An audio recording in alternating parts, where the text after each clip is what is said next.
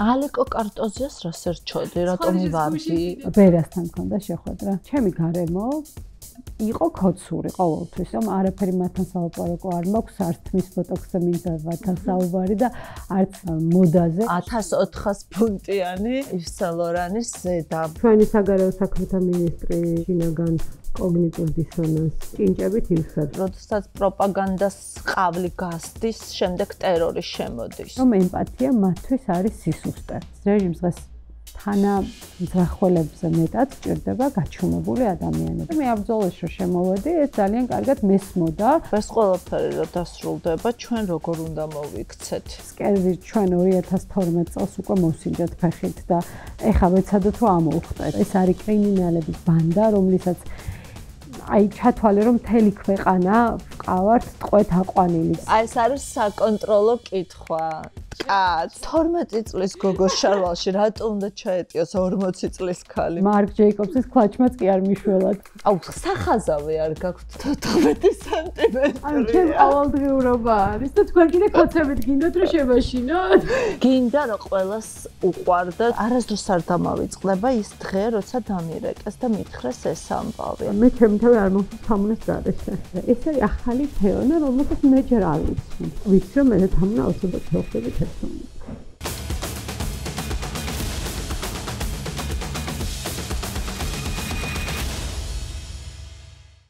მოგესალმებით, ეს არის YouTube არხი მისმინე და ვიკასთან სტუმრად არის თეონა ბაღდავაძე, ჩემი გადაცემის სტუმარი. მივესალმებით თეონას, მადლობას ვეტყვი რომ აქ არის ახლა ჩვენი გადაცემის და ჩვენი პოდკასტის სტუმარი და ასევე შევახსენებ ჩვენს მაყურებელს რომ რა თქმა უნდა იაქტიუროთ, უნდა გამოიწეროთ ჩვენი არხი და აკომენტაროთ ჩვენი არხის სიცოცხლის უნარიანობისთვის. ეს ძალიან მნიშვნელოვანია თქვენი აქტიურობა, შეგიძლია ვიპოვოთ Instagram-ზე, TikTok-ზე, Facebook-ზე, მოკლედ ყველგან ვართ, სადაც კი შეიძლება დღეს ვიყოთ. რაც შეეხება თეონას, კომუნიკაციების სპეციალისტი, ძალიან აქტიური ადამიანი, რომელსაც დიდი ხნის განმავლობაში ყოველთვის ვხედავდი იქ, სადაც ქვეყნის მთავარი ღონისძიებები იმართებოდა, შეიძლება ასეც ითქვას თამამად და ახლა თეონა ყველაზე ხშირად ვხედავ, მე ყოველ შემთხვევაში არ ვიცი, ყველაზე ხშირად ვხედავ რუსთაველის გამზერზე საპროტესტო აქციაზე და 10 სანტიმეტრიანი ქუსლებიც არ გიშლის, არ გაყოვნებს და არ გაფერხებს რომ მიხვიდე იქ, იმიტომ რომ იქ ქუსლებზე დგომა ცალკე გამოწვევა არის ნამდვილად და დღეს მინდა რომ ვისაუბროთ შენს პროფესიაზე, შენს საქმიანობაზე, შენს ტკივილზე, რომელმაც შეცვალა ალბათ შენი ცხოვრება და სხვათა შორის შენ ძალიან საინტერესოდ აკომენტირებ ბოლო დროს პროპაგანდის ტექნიკებს, რა ტექნიკებს იყენებს პროპაგანდა, როგორ რეაგირებს ჩვენზე, ჩვენ რა რეაქცია უნდა გქონდეს პროპაგანდაზე და მაგრამ სანამ აი ძირითად თემებზე ვისაუბრებთ, ასევე უნდა ვუთხრათ მე მგონი ჩვენს მაყურებელს, რომ დიდი ხნის მეგობრები ვართ. აქედან მინდოდა რომ დაგვეწყო. კი ბატონო, დიდი ხნის მეგობრები ვართ. შესაბამისად ეს ინტერვიუ არ იქნება ფორმალური და იმ სიყალბეს ავარიდებთ თავს და მახსოვს შენ რომ გაგიცანი, რაღაც გვიანი თინეიჯერობის პერიოდი იყო დაახლოებით, მაგს მერე დიდი ტრანსფორმაციები განიცადე, ბევრი საქმიანობა გქონდა და პირველ რიგში რატომღაც მინდა ამით დავიწყო საუბარი, ის რაც შენ გიკეთებია, ყველაზე მნიშვნელოვნად მაინც რას მიიჩნევ და შენს რაღაც არ ვიცი, ბიოგრაფიულ პორტფელში რა არის ყველაზე მნიშვნელოვანი, რასაც ვკითხულობთ. გამარჯობა ვიკა, ესეთ ამპლუაში ძალიან მიყვარს შენთან ყოფნა, იმიტომ რომ შენთან საუბარი არის ცალკე სიამოვნება და დავიწყებ იქედან რომ მოვყვები. საიდან ვიცნობთ ერთმანეთს? ჟურნალისტიკის ფაკულტეტზე პირველი კურსია და ჩვენი ფანტასტიკური კურსი, რომელსაც ალბათ თითქმის ყველა ის ადამიანი, ვინც დღეს რაიმეს წარმოადგენს ქართულ ჟურნალისტიკაში, ვიკა, ვახოსანაია, ნოდარ მელაძე, არ ვიცი კიდე ვინ არ მინდა ვინმე გამომრჩეს, ეს ადამიანები შევიკრიბეთ ერთად და შემოვიდა ვიკა თავისი დამახასიათებელი სიცილით და რაც ჩემთვის ძალიან მნიშვნელოვანია ქუსლებით დაიწყო საუბარი და ძალიან მაღალია ვიკა და მე ვგიჟდები მაღალ ქალებს ეს ყველა მიცის რომ გონია რომ ქალი თუ არის ლამაზი, უბრალოდ მაღალი და ლამაზი არის განსაკუთრებული. ყველაფერი ეპატიება ნამდვილად. გაგახსენებ ხა ლამაზ მაღალ ქალებს, რომელსაც შენ ვიცი ზუსტად არ აპატიებად პოლიტიკურ შეხედულებებს. არა, კოცობის გარდა თქო, მაგის თქმა მინდოდა.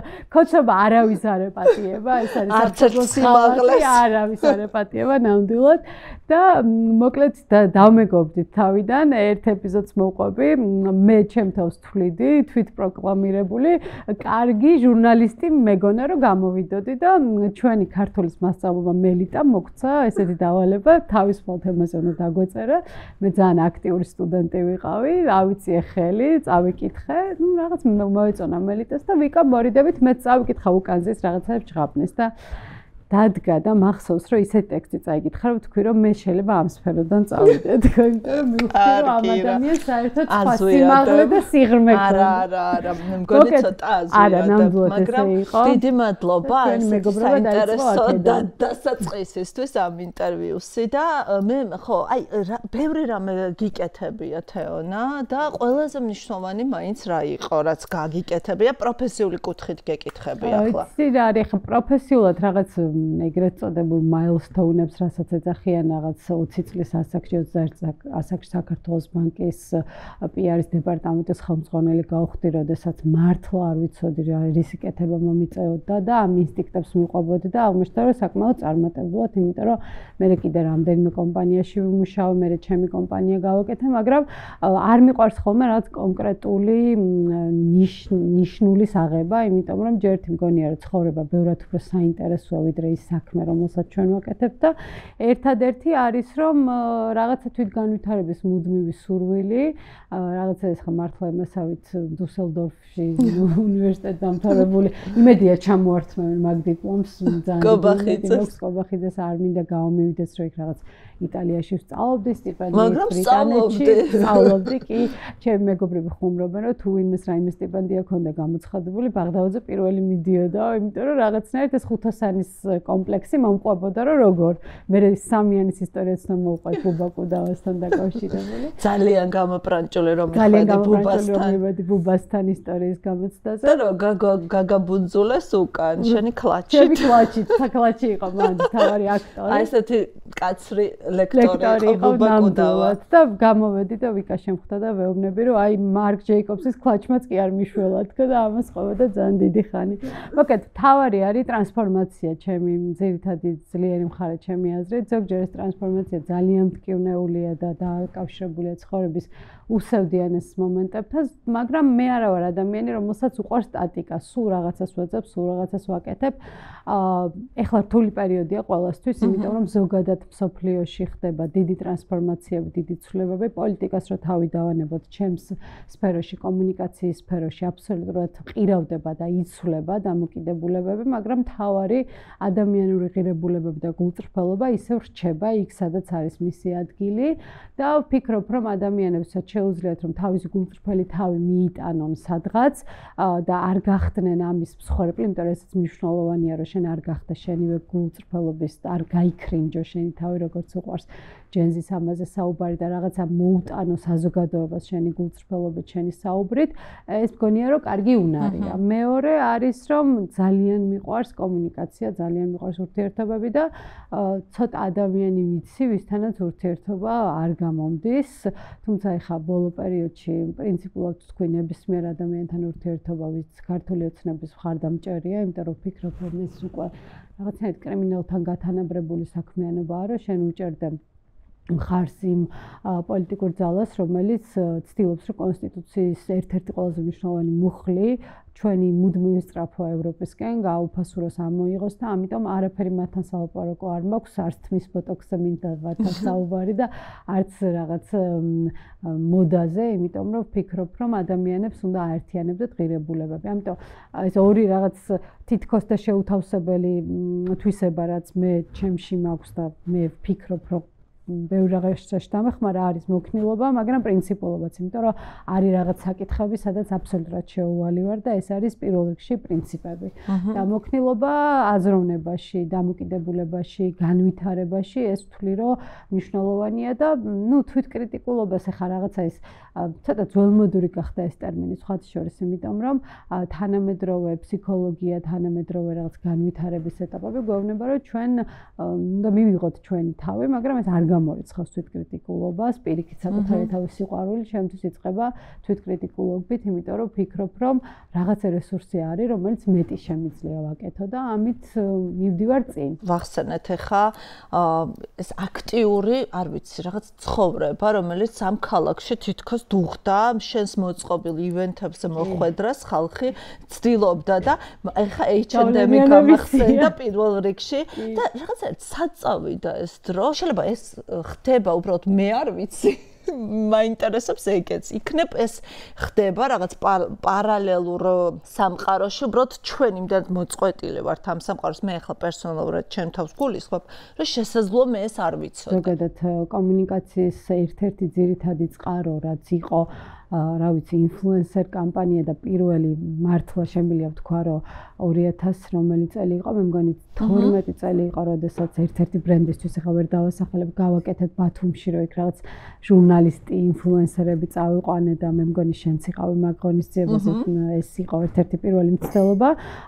ძალიან დიდხანს ძალიან კარგად მუშაობდა. რა თქმა უნდა, ივენთური, ანუ ღონისძიებების ნაწილი ისევ აქტუალურია, თუმცა ორი ფაქტორი მუშაობს. ერთი არის, რომ ამ ადამიანების დიდი ნაწილი არის უფრო TikTok-ის და Instagram-ის მომხმარებელი, რომელიც შეიძლება შენს ალგორითმში ისე ხშირად არ ხვდება, მაგრამ რაოდენობრივად ცხადია შემცირებულია იმ ადამიანების და იმ კომპანიების რიცხვი, ვინც ტრადიციულ ამ ღონისძიებებს აწყობს და რაც ძალიან მნიშვნელოვანია, ბევრი კომპანია მოდის და მთხოვს, რომ H&M-ის ეფექტი გაიმეორე, იმიტომ რომ ერთ-ერთი ყველაზე წარმატებული მე კი მათრია ყველა მსახით და ეს გავლენიანების სია და ბაღდავაძის სია და რაღაცა ეს ეძახდნენ, მაგრამ ეფექტი იყო, რომ მეორე დღეს ნახევარი თბილისი რიგში იდგა ის ხალხი, ვინც ამბობს, რომ წინდებს და წინდების მეც არაფერს ყიდულობდა H&M-ში, იმიტომ რომ Woody Allen-ს აქვს ერთი ძალიან მაგარი ფრაზა, რომ არასდროს არ მომინდებაო იმ კლუბის წევრობაო, სადაც სიხარულით მიმიღებენო და ამიტომ ჩემი ეს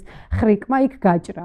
თუმცა დღევანდელ მოცემულობაში ავტომატიზირებულად ხდება ეს ყველაფერი, პირიქით ხდება კომპანიებთან კი აღარ მიდიან, კომპანიები მიდიან რაღაც საჩუქრებს უგზავნიან, იგივე unboxing-ს, აი შენს გააკეთე იმ დღეს სხვათა შორის, აღარ არის რაღაცა ლოკაციაზე მიბმული, იმიტომ რომ ონლაინ ვაჭრობა განვითარდა ძალიან და ძირითადად მაღაზიების დიდი ნაწილი გადავიდა მაინც ონლაინ ვაჭრობაზე, იგივე თუნდაც აი რა ვიცი, საფთექო ქსელებიც რო ავიღოთ, ისინი ძალიან აქტიურად ავითარებენ, ამიტომ ეს მეთოდი გახდა უფრო პრემიალური, შესაბამისად არის ნიშ ბრენდები, რომლებიც ამას იყენებენ და მაგრამ არა ყველა მასობრივად შემცირებულია ძალიან და თან კიდე მოდი ესე ვთქვათ რა, ეფექტიანობაც შედარებით ნაკლები აქვს და მეც როდესაც ჩემს დამკვეთებს ვთავაზობ რაღაც მსგავსი ტიპის ღონისძიებას, ვეუბნები რომ მოდი ჰიბრიდულად გავაკეთოთ, სოციმედია პლუს რაღაც აქტივობა, მაგრამ არა ის რომ რაღაცა დიდი ღონისძიება გაკეთდეს.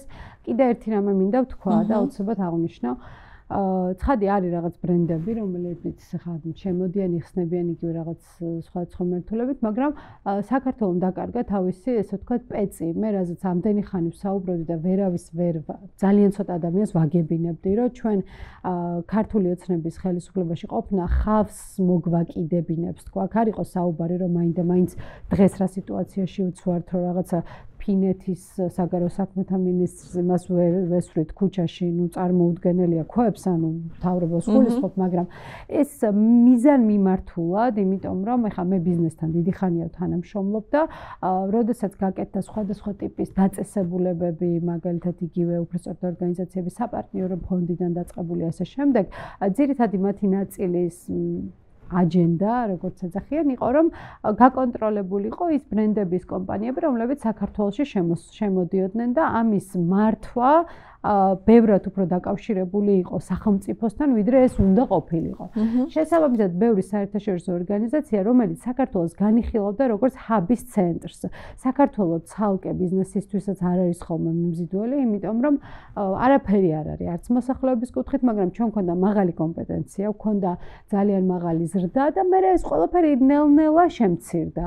ეს იყო სტრატეგია, ამაზე ძალიან ბევრ საუბრობდი, თუმცა მოდი ისიც ვთქვათ, რომ ქართულ ოცნებას გაუმართლა იმაში, რომ ვიზა ლიბერალიზაცია დაემთხვა მათ, სხვა ბრენდების შემოსვლა ავიაკომპანიებს აღარ დავასახელებ ისევ რეკლამიდან გამომდინარე 9 ევროთი რომ ხალხი დაფრინავს წინ და უკან ეს თითქოს მათ პერიოდს დაემთხვა და ამიტომ ადამიანს, რომელიც უბრალოდ ობივატელია და არ არის თქვა ბიზნესში ჩართული, არ აქვს იმის წარმოქმნა, რომ არა, ეს ძალიან დიდი ხანია ამას საფუძველი ჩაეყარა და ჩვენ დღეს მივედით უკვე იმ პუნქტამდე, როდესაც საქართველოს აღარ არის ისეთი sparklings, რასაც ეძახიან, ბრჭყვიალა და მიმზიდველი ქვეყანა კავკასიის, ესე ვთქვათ, მარგალიტი, რომელშიც ბიზნესის კეთება იყო მარტივი და კარგი. ეს არის მიზეზი, რის გამოც ცხადია ბიზნესი არსებობს, მუშაობს, ხელაღებით მაგაზე საუბარი არ არის, მაგრამ ფულის დიდმა ნაწილმა, როგორც გითხარი, გადაინაცვლა ეგრეთ წოდებულ ჩრდილოვან ეკონომიკაში და ამაში ჩვენ გავხდით გამტარი ხვრელი სანქციების თავიდან არიდებისთვის და ახლა იმათ არ ჭირდებათ გახსნა კოლ-ცენტრი რო აქვს, კოლ-ცენტრის გახსნის ღონისძიებას ნამდვილად არ შეჭირდება. რეალურად მე ვგულისხმობ, რომ ძირითადი ფული რაც ტრიალებს საქართველოში, რეალური და ბევრი ფული ტრიალებს, მოდი ამაზეც შევთანხმდეთ, იმიტომ რომ ეს ძალიან მნიშვნელოვანია რომ რეალისტურად გავიაზროთ, რომ ჩვენ ვებრძვით ძალიან დიდ შავ ფულს ამ ქვეყანაში შიშველი ხელებით. ჩვენ იმის ილუზია, რომ ეს ქვეყანა ფულის გარეშე არის, მე ვგულისხმობ იმ მასას, რომელიც არის ქართული ოცნების ორგანიზებული, ჩვენ ორგანიზებული კრიმინალის ქვეყანაში ვცხოვრობთ. ოღონდ ამას ვაკეთებთ ძალიან დიდი ხანია, ამაზე ბევრი ადამიანი ვსაუბრობთ დიდი ხანია, მაგრამ დღეს უკვე ყველამ დაინახა. ხო, იმიტომ რომ 28 ნოემბერი როგორც ჩანს უფრო გახდა ლუსტრაცია რაღაცეების და შენ ხარ საზოგადოებასთან ურთიერთობის სპეციალისტი და რამდენად მნიშვნელოვანია შენი პროფესიის ადამიანებისთვის ხელისუფლებასთან კარგ ურთიერთობაში ყოფნა. ეს არის თუ არა ხელის შემშლელი, როდესაც არ ვიცი, ეს განცხადებები, ეს პოზიცია, შენი ბრძოლა. ძალიან ხელის შემშლელია. რაში შეგიშალა? დავიწყებ თავიდან, ვეცდები რომ ძალიან გულწრფელი ვიყო, რომ მართლა მთელი ცხოვრება მუშაობ, შენ კი მიცნობ, რომ მიუხედავად იმისა, რომ ჩემი სამსახური რაღაც სულ ვაბრალებ, რომ ეს ფილმი რო იყო არ მახსოვს, მე მგონი ბიზნეს ლეიდი ერქვა და ქუსლებით და პიჯაკებით რო დარბოდნენ, იმის მერე ავიჩემე რომ მეც ესე უნდა მევლო და 20 წლიდან სულ რაღაცას ვაკეთებ. მინდა გითხრა რომ ქართული ოცნება მიუხედავად იმისა, რომ მე მათი მოწინააღმდეგე ვიყავი ყოველთვის ამაზე, ყოველ ხმამაღლებს საუბრობ და ერთი ადამიანი არ არსებობს, ვინც საწინააღმდეგოს დადასტურებ. აგერ ვიკავ, მიცნობს მართლა რამდენი წელია.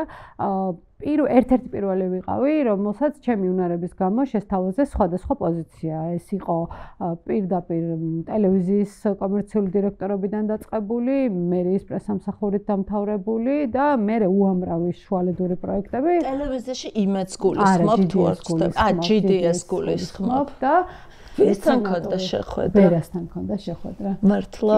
კი. და დაიწყო. რა შთაბეჭდილება დატოვა? ზუსტად ის როგორიც არის დღეს, ის ცხოვრობს თავის სამყაროში და მას აქვს თავისი ილუზიური წარმოდგენა იმაზე თუ რა არის კარგი და რა არის ცუდი და აბსოლუტურად განსხვავდება იმისგან, რასაც რა ვიცი, ისტორია, ადამიანური ცხოვრება, რელიგია, ყველაფერი გვასწავლის. ეს თავის სამყარო აქვს ამ ადამიანს და იქედან გვიყურებს, მაგრამ ინფორმაციულ ვაკუუმში არ მგონია რომ ინფორმაციულ ვაკუუმში ეს არის აღზრდა, ეს არის განათლება და ეს არის რაღაცნაირი აროგანტულობა, რომელიც თითქოს შეფუთულია იმით, რომ აი რაღაც კონცერტებზე გამოდიოდა მაშინ თუ რამ ისტორიას აროგანტულია.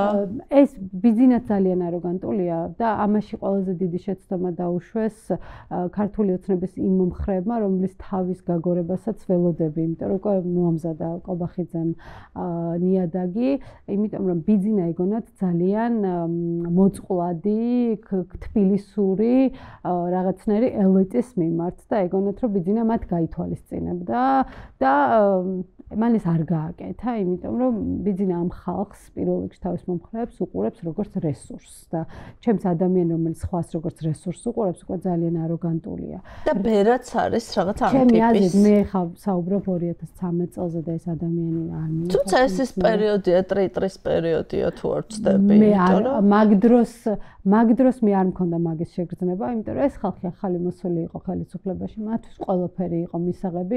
მახსოვს რომ საუბრობდნენ იმაზე, რომ უნდა გაეკეთებინათ თუ არ ვწდები უნივერსალის პარკი GDS-ის ტერიტორიაზე, ეს უნდა ყოფილიყო ძალიან დიდი პროექტი, მაგრამ ჩემი გადმოსახედიდან მე უბრალოდ წარმოვიდგენ რა სიტუაციას უნდა დამხვედრო და იქ მე ზუსტად ვიცოდი რომ მე იქ მიმსვლელი არ ვიყავი. ვერ გავაკეთებდი საქმეს, ჯერ ერთი დავიწყოთ იქედან რომ ეხლა რთული ფინანსური პერიოდია ყველა ადამიანისთვის, ვინ ჩემს სფეროში მუშაობს. არა მარტო სიტუაციიდან გამომდინარე, ტრანსფორმაციული პროცესია და მე უბრალოდ სხვადასხვა ქვეყნიდან მაქვს შეკვეთები და ჩემო სააგენტომ საქართველოს გარდა სომხეთი, აზერბაიჯანი საკმაოდ წარმატებულად აითვისა და ბევრ საერთაშორისო ბრენდთან მუშაობ, თორე აქ რთულია დღეს ფულის შოვნა, ესე ვთქვათ და დღეს ვინც ფულს შოულობს, მე კიდევ ამბობ, მე მიყვარს სიმდიდრე და მე მიყვარს ადამიანები, ვინც ფულს შოულობს და არ მაქვს ეს დამოკიდებულება, რომ ვინმე აი მაინდა-მაინც ფული თუ ყავს, ყველაფერი უნდა იკადრო და მინდა რომ ამის მაგალითი გავხდე, რომ ქალებსაც შეუვლიათ, რომ ფინანსურად კარგად იყვნენ ყოველგვარი რაღაცა ზედმეტი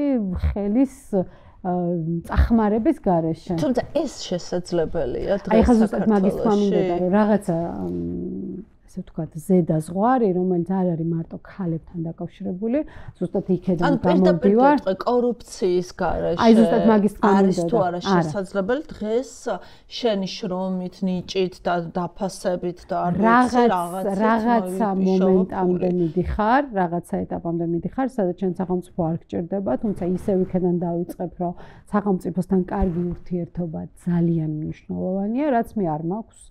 და ჩემ თავს ორმაგად და სამაგად ვუკრავ ტაშს, იმიტომ რომ ეხლა მაგალითად იყო ესეთი кейსი, რომ ერთ-ერთი კომპანია, რომელსაც უნდა დაეწყო ჩემთან თანამშრომლობა, რაღაც ნათესავი აღარ მახსოვს აღმოჩნდა კოდში და თქვა, რომ არა, ეხლა მაგასთან მიუხედავად იმისა, რომ ეს კომპანია თვითონ არაფერ შუაში არ არის, არც სახელმწიფოსთან. მაგრამ და მეც არ მქონდა ეს წარმოდგენა, მაგრამ გავიგე რომ ვიღაცის დამფუძნებლის ბიზაშვილის რაღაც ტიპმა თქვა რომ აი თეონასთან არ გვინდა თანამშრომლობა, იმიტომ რომ არ არის კარგი, არის შარი. ესეთი რაღაცები ხდება, ანუ რისით ახსნა მინდა რომ ზურგი გჭირდება, ოღონდ შენი მე ჩემ შემთხვევაში ჩემი ზურგი მაქვს, იმიტომ რომ მე საერთაშორისო გამოცდილება მაქვს, საერთაშორისო ბიზნესზე ვმუშაობ და შემიძლია რაღაცების კეთება, მაგრამ მე არ ვიცი ეს როდემდე გაგრძელდება, იმიტომ რომ ის რომ მე ვთქვათ შეიძლება ახალი კლიენტების რაღაცა ნაწილმა უარი მითხრას, იმიტომ რომ ჩემი პოზიცია მათთვის მიუღებელია, ეს ძალიან გასაგებია და მე ამ ბრძოლაში რომ შემოვედი, ეს ძალიან კარგად მესმოდა, მაგრამ ამ ბრძოლის ნახე ესე ვთქვათ, მე არასდროს არ ვყოფილვარ პასიური და ობივატელი, კი იცი რომ მე ქართული ოცნების მოსვლიდანვე ამ ძალას ძალიან ვებრძვი. ხო, მაგრამ ნახე, ეხლა მინდა რომ ამაზეც ვისაუბრე, შენ ყოველთვის გქონდა შენი მკვეთრი ნეგატიური დამოკიდებულება ქართული ოცნების მიმართ და ამიტომ შესაძლოა შენი ზუსტად ამ პოზიციების გამო ყველა ის ფოტო, რომელსაც შენ დადებდი ქართული ოცნების წევრებთან გადაღებულს, იყო ხოლმე დიდი, არ ვიცი, განსჯის საგანი და გახსოვს ეს და აი კი ბატონო, შეთვის აი ბოლო წვეთი რა აღმოჩნდა, როდესაც მიხვდი რომ უბრალოდ აი არ ვიცი, როგორც წეგან თქვით, მის ბოტოქსსაც შეუძლებელია ისაუბრო ქოცთან. დავიწყოთ იქედან, რომ აი მართლა რაღაც ძალიან დიდი წინააღმდეგობაში ვცხოვრობ, იმიტომ რომ ჩემი გარემო იყო ქოცური ყოველთვის, ანუ ის ადამიანი, რომელიც ვიცით ჩვენის ქალი, რომელიც პარლამენტის წევრია, ჩემი ოჯახის წევრი ნათესავი, ნინო იქ ვიღაცა მამა ჩემის მეგობრის შვილი, ვიღაცა ჩემი, ანუ ეს თაობა, ნახე, როგორ რისი ახსნა მინდა და იმ დღეს ძალიან ვიცინე, ჩემი კლასელი შემოვარდა ჩემ გვერდზე, რაღაცა დადო და ეხლა მე აღარ დავიწყე, რომ მისი ოჯახიც აბსოლუტურად დაკავშირებულია ქოცურ სისტემასთან მან და რაღაც თავისი სქემები აქვს, რომელიც მე ძალიან კარგად ვიცი და ისე ითრიეს ჩემმა მეგობრებმა, იმიტომ რომ ცოცხალი ქოცი ჩემს რიგულ ნანახი არ ყავთ დიდი ხანია და რაღაცა დადო არ მახსოვს ფეიკი ფოტო ვიღაცის, რომელსაც თავში ურტყამდნენ 71 წლის ექიმის გამოთრევის დასაცავად და ნუ ისე ათრიეს რომ რა ვიცი ხო იცი რაღაც მთელი ესე ვთქვათ ჯავრი მასე იყარს ანუ მე სოციალური კავშირების ძალა ძალიან კარგად მესმის ვიკა იმიტომ რომ მე ამაზე ვდგევარ პროფესიულად ამაზე ვდგევარ და ადამიანურადაც ამაზე ვდგევარ იმიტომ რომ ჩემი პროფესიული და ადამიანური კაპიტალი არის სოციალური კავშირები რომელიც გავწყვიტე რა თქმა უნდა 28 ნოემბრის შემდეგ თუმცა ამ ადამიანებთან მანამდეც მქონდა გაწყვეტილი ურთიერთობა ნინო წილასანი შენი ნათესავიც არის კი არის მამაჩემის მის ძმარი მამაჩემის ნათლული და ჩვენი ერთი ოჯახად და მახსოვს რაღაცა საჯაროდ დაგესხა თავს პრაქტიკულად. ისეთი რაღაც დაწერა, რომ არც მინდა მაგის გამეორება. იცი რა არის, აი, რაღაცნაირად ხო სულ ვამბობთ, რომ აი რაღაცა ფსკერი ჩახრიტა, რაღაცა კიდე იქ ქვემოთ ჩაძრა, კიდე იმის ქვემოთ ჩაძრა და ნინო წილოსანმა რაც დაწერა, სხვათა შორის არ მახსოვდა და ეხლა გამახსენდა ნინო წილოსანმა რაც დაწერა შენი ძალიან დიდი ტრაგედიის შემდეგ არ ვიცი, რთულია სიტყვებით დაადო ამ ტიპის ემოციას, აი ამ ტიპის რეაქციას და თან ეს იყო, არანაირი გამართლებისთვის არ ვლაპარაკობ, ეს არის ადამიანი, რომელიც ჯერთით იცნობდა ჩემდას კარგად, ჩემ ოჯახს იცნობს კარგად, დადიოდა იქ, არ ვიცი, შეგხვედრია თუ არა ჩვენთან წავკიში, როდესაც ჩემი დის ტრაგედია მოხდა, რამდენჯერმე სამჯერ იყო მოსული, ანუ მან ძალიან გაითავისა, ხჯერთ როგორ შეიძლება ვერ გაითავისო ადამიანს ესეთი ტრაგედია დაემართა, მაგრამ ამ შემთხვევაში საუბარია ფორმატზე რა, რომ აი რაღაცა ღმერთმა დაგსაჯას ფორმატში საუბარი ამ სიტუაციაში და თან ყველაზე უცნაური არის, რომ აბსოლუტურად დებილური სტატუსი დავწერე, რომ აი მე მივცემ გავლენიანების სიას, როდესაც ბიზნეს დასანქცირებაზე მივა საქმე თქო და რა ვიცი, ხა ნინო ყველაზე ბოლოს გამახსენდა, იმიტომ რომ მასე გავლენიანი ძალიან ბევრი ამ ქვეყანაში და უბრალოდ ეს არის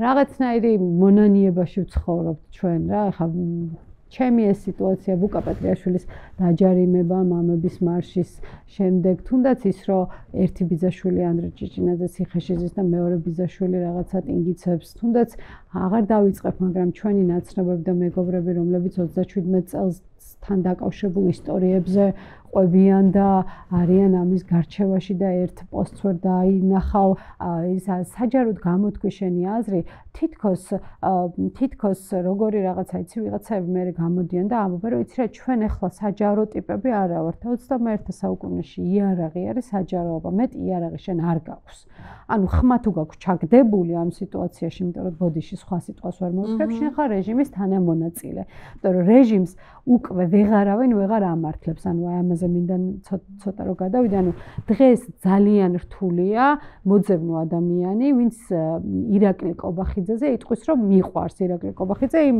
ტროლების და ბოტების გარდა იმიტომ რომ ნუ ხა წარმოუდგენელი ამბავია რეჟიმს ეხა ჭირდება გაჩუმება ან ჩვენ მივედით იმ ეტაპზე, როდესაც ჰანა არენდის აიხმანი იერუსალიმში თუ რომელიღაც ერთ ნაშრომში აქვს ნათქვამი, რომ აი პროპაგანდაზე და ტოტალიტარიზმზე რომ საუბრობთ, ტერორის გარეშე პროპაგანდა არ მუშაობს, უბრალოდ რაღაც ეტაპზე მუშაობს, მაგრამ აი ესე რომ წარმოვიდგინოთ სამი რაღაცა ნაწილი ამ კომპლექსური საკითხის ცალკე არის პროპაგანდის ნაწილი, ცალკე არის ტერორის ნაწილი და შემდეგ უკვე არის მესამე ნაწილი, რომელიც არის ეგრეთ წოდებული ინდოქტრინაცია, brainwashing-ს რასაც ეძახიან. კი ბატონო, აი ძალიან საინტერესოა და ასწრაფად მინდა ვისაუბრო, მაგრამ აი შენ რასაც ლაპარაკობდი ახლა, ბუკას დაჯარიმება, მამების მარშის შემდეგ, შენ რომ მოგწერა წილოსანმა, რო თურმე ღმერთმა დაგსაჯა, ეს მიზანმიმართულია, როგორ ფიქრობ? ანუ ეს არის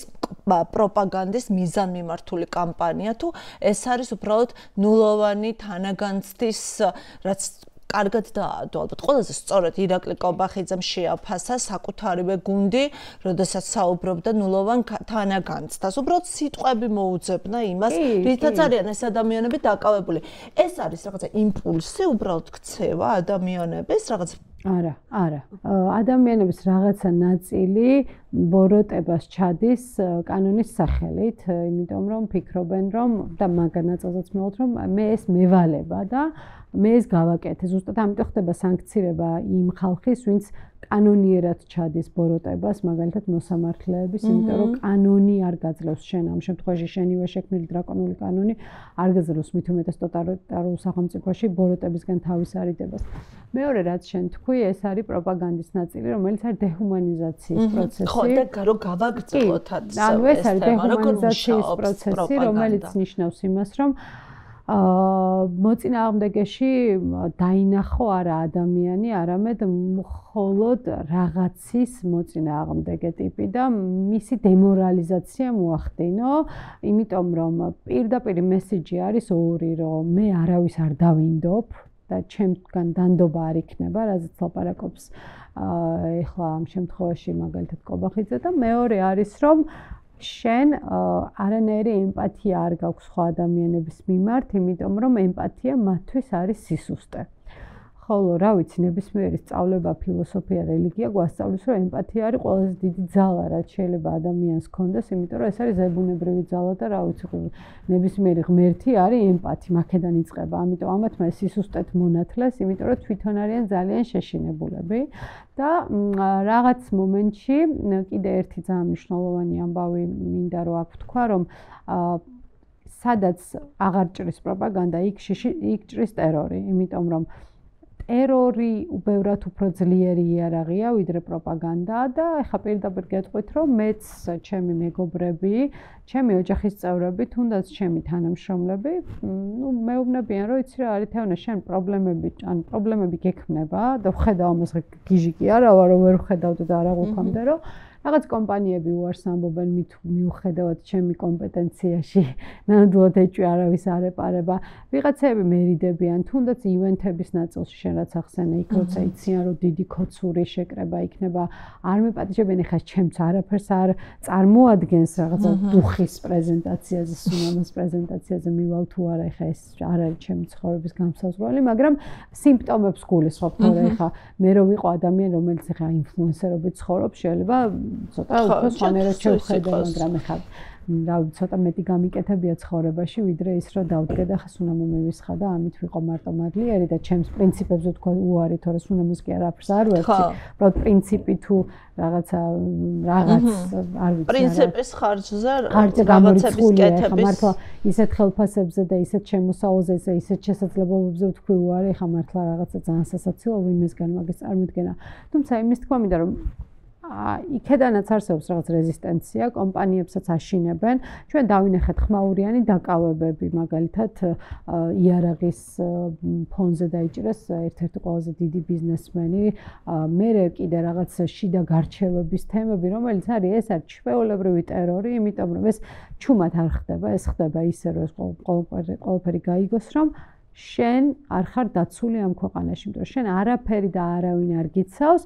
ერთადერთი მერის იმედიც მაქვს, ეს არის საჯაროობა და გულწრფელობა, გულწრფელი საუბარი. თუმცა მოდი ესე ვთქვათ, რომ ამას ყველაზე დიდი გამბედაობა ჭირდება დღეს ბიზნესის კუთხით, ყველაზე დიდი გამბედაობა ჭირდება დღეს ადამიანური კუთხით და რაც ჭირდება დღეს რეჟიმს დღეს მზრახველებზე მეტად ჭირდება გაჩუმებული ადამიანები. ამიტომ თუ ვინმე მოვა და გეტყვის, რომ იცი რა არის, მე არა ვარ საჯარო პირი და ვაიმე ეხლა მე აქამდე იმაზე ყვავილებზე და პეპლებზე პოსტავდი და სად გავიკეთო საუკეთესო, რა ქვია იმას, LPG-ის მასაჟი და ეხლა პოლიტიკაზე ვერ დავწერ. ჩვეულებრივად არის რეჟიმის თანამოაზრე, იმიტომ რომ რაც უფრო გამაყრუებელი სიჩუმე გავა ამ ქვეყნიდან, მით უფრო რთული იქნება სიტუაციის უკან დაბრუნება. დაგიკარგავს მეგობრები? კი, ხო გითხარი, ბევრი მეგობარი დავკარგე, ან ქოცი მეგობრები დავკარგე, არა ქოცებიც, კონფორმისტებიც დავკარგე, რომლებისთვისაც ახლა თუ დასჭირდებათ თეონა ბაღდავაძე, მაინც მოაკითხავენ და ხეიციან რომ რაღაცა ესე უარს შეიძლება საქმეზე არ უთხრა, მაგრამ შეიძლება უთხრა კიდეც, იმიტომ რომ დიდათ მაინდა-მაინც და დარჩა რესურსი კვლავ ურთიერთობის აღდგენისა, როგორ ფიქრობ, ეს ყველაფერი რო დასრულდება, ჩვენ როგორ უნდა მოვიქცეთ? იცი როგორი სიტუაცია არის, მაგაზე ბევრი მიფიქრია და ბევრი წამიკითხავს იგივე წიგნებში, რომელიც ხათ შორს რატომღაც რო აჩემებული მქონდა ეს 37 წელი, რატომ მქონდა ეს ბმა ამ პერიოდთან არ ვიცი. ზოგადად ხა საბჭოთა კვლევა, პრინციპში გამომდინარე იქით ხა პროპაგანდას მაგაზე უკეთესად ვერაფერი ვერ გაჩვენებს, მაგრამ ჩვენი პრობლემა არის ვიკა ის, რომ ჩვენ ვიცნობთ სხვარპლებს, ვინც იყვნენ ადამიანები, მაგალითად, რა ვიცი, ოცხელიდან დაწყებული, ჯავახიშვილიდან, თორემ ჩვენ ვიცნობთ ამ ადამიანებს, მაგრამ არ ვიცნობთ ჯალათებს კარგად. უბრალოდ არსებობს ამათ შესახებ დოკუმენტაცია, იმიტომ რომ ყველა ეს დასმენა მათი მიერ, მათი ახლობლების მიერ არის დაწერილი და ლეგენდები ამბობენ, რომ რაღაცა 5 მილიონიან ქვეყანაში თითქმის ყოველი მეორე ადამიანი ეგრეთ წოდებულ დანოს წერდა, ამიტომ ძალიანაც ნუ გაგვიკვირდება ჩვენ იქეთა მხარეს დარჩენილი მეგობრების რაოდენობა და არ ვიცი, მე პირადად ვარ ლუსტრაციის მომხრე ადამიანი. თუმცა ეხა სხვა დროა, მაშინ უფრო მარტივი იქნებოდა პროპაგანდისტებისთვის პასუხისგებლობის არაღება, მიჩქვალვა, დამალვა, ეხა უკვე ტელევიზიაა, სოციალური ქსელებია, ვერავინ ვერ დაემალება პასუხისგებლობას, მაინც ფიქრობ თუ არა ამას. მაგალითად, სულ მე მახსოვრება ანდრო ჭიჭინაძე, რო ციხეში იყო იმ პერიოდში, რითი იყვნენ დაკავებულები, არ ვიცი, იმედის ეს ბრჭყვიალა ტელეწამყვანები, მისი მეგობრები იყვნენ, რომლებიც მისი მეგობრები არიან და მე ამ დროს არ ვიცნობ და მე მათგან სულ მათთან ერთად ვხედავდი ამ დროს და აი ეს სულ მე მახსოვრება. ძალიან საინტერესო რამე თქვი შენ, რომ ჩვენს დროში აღარც არის აუცილებელი, რომ დანოსი წეროს ახლა იმან. სიჩუმე არის კოლაბორაცია. რომელიღაცა ტელეწამყვანმა, სიჩუმეც არის მართლაც თანამშრომლობა. ნამდვილად და კიდე ისიც ვთქვათ, რომ ჭყვიალი და ბდღვიალის ჩემზე მეტად არავის არ უყვარს ჭყვიალი და ბდღვიალი, მართლა იცი, დავიწყებ თავიდან შევიტან კორექტირებას, იმიტომ რაღაც ისე უხერხულად არ მინდა გამომივიდეს, რომ ჩემზე 10 ჯერ მეტი დრო აქვს გადაურებული ხალხს რუსთაველზე, უბრალოდ მე რომ მივიდარ ინდოს ლაპარაკობ, ეთქობა ყველას მაგითო სორტები და გამოპრანჭული აუცილებლად მე და ერთი ქალბატონია იქ ისეთი უნდა ვიყო მეც ასაკში აუცილებლად ყოველთვის გამოპრანჭული პომადით ანუ იმის თქვა მინდა რომ რუსთაველის გმირობას ნამდვილად ვერ შევიწერ, იმიტომ რომ ადამიანები მართლა ათენებენ აღამერ, მაგრამ როცა მივიდარ ცდილობ ჩემი რესურსი ბოლომდე ჩავდა თუნდაც პროპაგანდაზე საუბრის და ანუ სიჩუმე არის დღეს რაც მთავრობას ჭირდება, მეტი არაფერი არ ჭირდება. ვიკა, თავარი პრობლემა ამ ხელისუფლებაში მყოფი მიმტაცებელი ჯგუფის დღეს არის აბსოლუტური უუნარობა ლეგიტიმაციის და ამას ვხედავთ ჩვენ ყოველდღიურად, რომ რა ვიცი, ხა ფინეთის საგარეო საქმეთა მინისტრს თუ ვინმე დაჯარიმებდა, იმიტომ რომ ის იდგა რუსთაველზე, ხა აი რა არის ფსკერზე რო ლაპარაკობთ, ფსკერს მოდი ნუ ვეძებთ ფსკერს, იმიტომ რომ ფსკერი ჩვენ 2012 წელს უკვე მოვსინჯეთ ფეხით და ეხა ვეცადოთ რომ ამოვხტეთ, იმიტომ რომ აქამდე არის ეს ფსკერი კი არ იყო ბაყაყის მოხარშვის თეორია, რომელიც ყველა მიცის, რომ ბაყაყი რო წყალში ჩააგდებ ის ამოფართხალდება და ნელ-ნელა რომ მოხარშავ, იმას ისე მოხარშავ, რომ ვერაფერს ვერ გაიგებს და უბრალოდ ჩვენ რაღაცნაირი ერი ვართ რა, რაღაც ვერცხლის წყალივით ვართ და თან იქეთა მხარეს რო უყურებ ვინ არის და რა კომპეტენციის ადამიანები არიან, ძალიან რთულია რომ მე აქეთ შენი თავი დაინახო და თქვა რომ აი ამის წინააღმდეგ როგორ უნდა გავჩუმდე ხა. ყველას რაღაც мотиваცია აქვს, ხო? ანუ გულწრფელი, გულშემატკივარი ქართული ოცნების არსებობს, ყველას თავისი ანგარება აქვს. მოდი დავიწყოთ მაგაზე საუბარი, მაგრამ ეხა კიდე მინდა დავთქვა, რომ ჩემთვის, ანუ მე ინტელექტუალური რესურსის მოტრფიალი ადამიანი ვარ, ფულის მოტრფიალი ადამიანი ვარ და საერთოდ არ ადამიანი, რომელსაც უყვარს, რომ აი ვიღაცები ცხოვრებას ირგებენ, მაგრამ იქეთ მხარეს არის მარტო უბრალოდ აი როგორ კატის ინსტინქტი, რომ რაღაცას ხარ ჩაბღაუჭებული და არ უნდა ჩამოგაგდონ და ეს არ არის პოლიტიკა. 2003 წელს და 2012 წელს კიდე რა არის ჩვენი ძალიან დიდი შეცდომა, რომ ისტორია იმეორებს თავის ციკლებს, მაგრამ არაერთგვაროვნად. ჩვენ ხელისუფლებაში გვყავდა პატრიოტი პრეზიდენტი, ზუსტად გამსახურდია, ჩვენ ხელისუფლებაში გვყავდა საერთაშორისო ურთიერთობების უბადლო მცოდნე პრეზიდენტი და ჩვენ გვყავდა პოლიტიკოსი პრეზიდენტი სააკაშვილი, რომელიც ადგა და ჩვეულებრივად მშვიდობიანად დათმო ხელისუფლება, იმიტომ რომ ასე იქცევიან პოლიტიკოსები. ჩვენი პატერნი რაც არის, რომ აი თუ არ მოგვეწონება გადავირჩევთ თუ არა და 2 დღე მივაწვევით იქ რაღაცა ვარდების რევოლუციის მსგავსად ქუჩაში გამოვალთ და ეს ხალხი უკან დაიხევს, ეს ეხლა სამწუხაროდ და საშიშად სამწუხაროდ არ იმუშავებს, იმიტომ რომ ეს არის კრიმინალების ბანდა, რომლითაც აი ჩათვალე რომ მთელი ქვეყანა ვყავართ ტყვეთ აყვანილი და მან რაღაცა ძალიან დიდი უნდა გამოივაჭროს. ეს დიდი გამოვაჭრება მათთვის არ არის პოლიტიკური მომავლის გაგრძელება. იმიტომ რომ აი ქართული ოცნების განვითარებას რო შეხედო, ყველაზე უცნაური რაც არის და მოვიტანე სხვა ჩვენს რაღაც ერთი ნივთი მაგ თემასთან დაკავშირებით, ეს არის კოგნიტური დისონანსი, რასაც ის მართებს თავის ამორჩეულს. ჩემზე არ ელაპარაკი, მე ქართულ ოცნებას ხმაზე არ მივცემდი არც ერთ სიტუაციაში.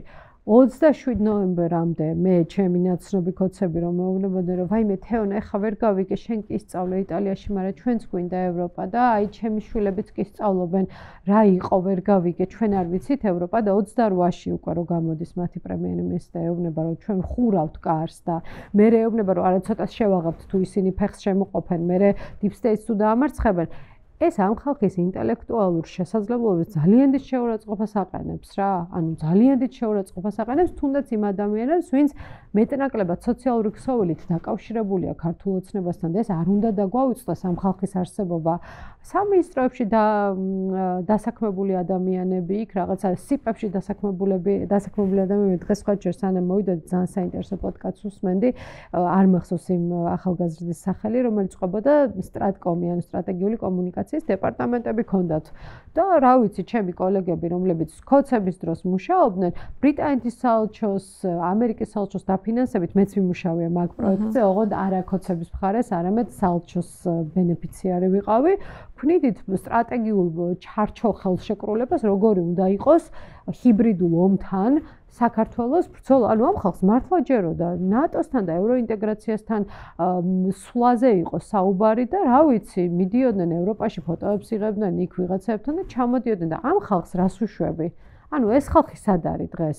და ზუსტად მაგას ვამბობ, რომ მათი ერთადერთი აქტივი დღეს არის სიჩუმე.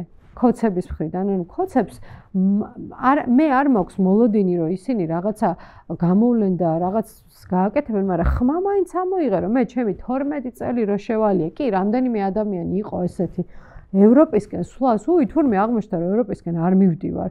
ანუ ეს არ არის პოლიტიკური და ნორმალური პროცესი, როცა შენ დღეს გადაწყვეტ რომ ევროპისკენ მიდიოდი, მე აღმოჩენ რომ დაასანქცირეს ის ადამიანი, რომელზეც ამბობ რომ საერთოდ ფორმალურადაც არ იყო ხელისუფლებაში, deep state-მა დაასანქცირა და მაშინ ევროპა არ მინდა და მაშინ ყველა უნდა გავყაროთ.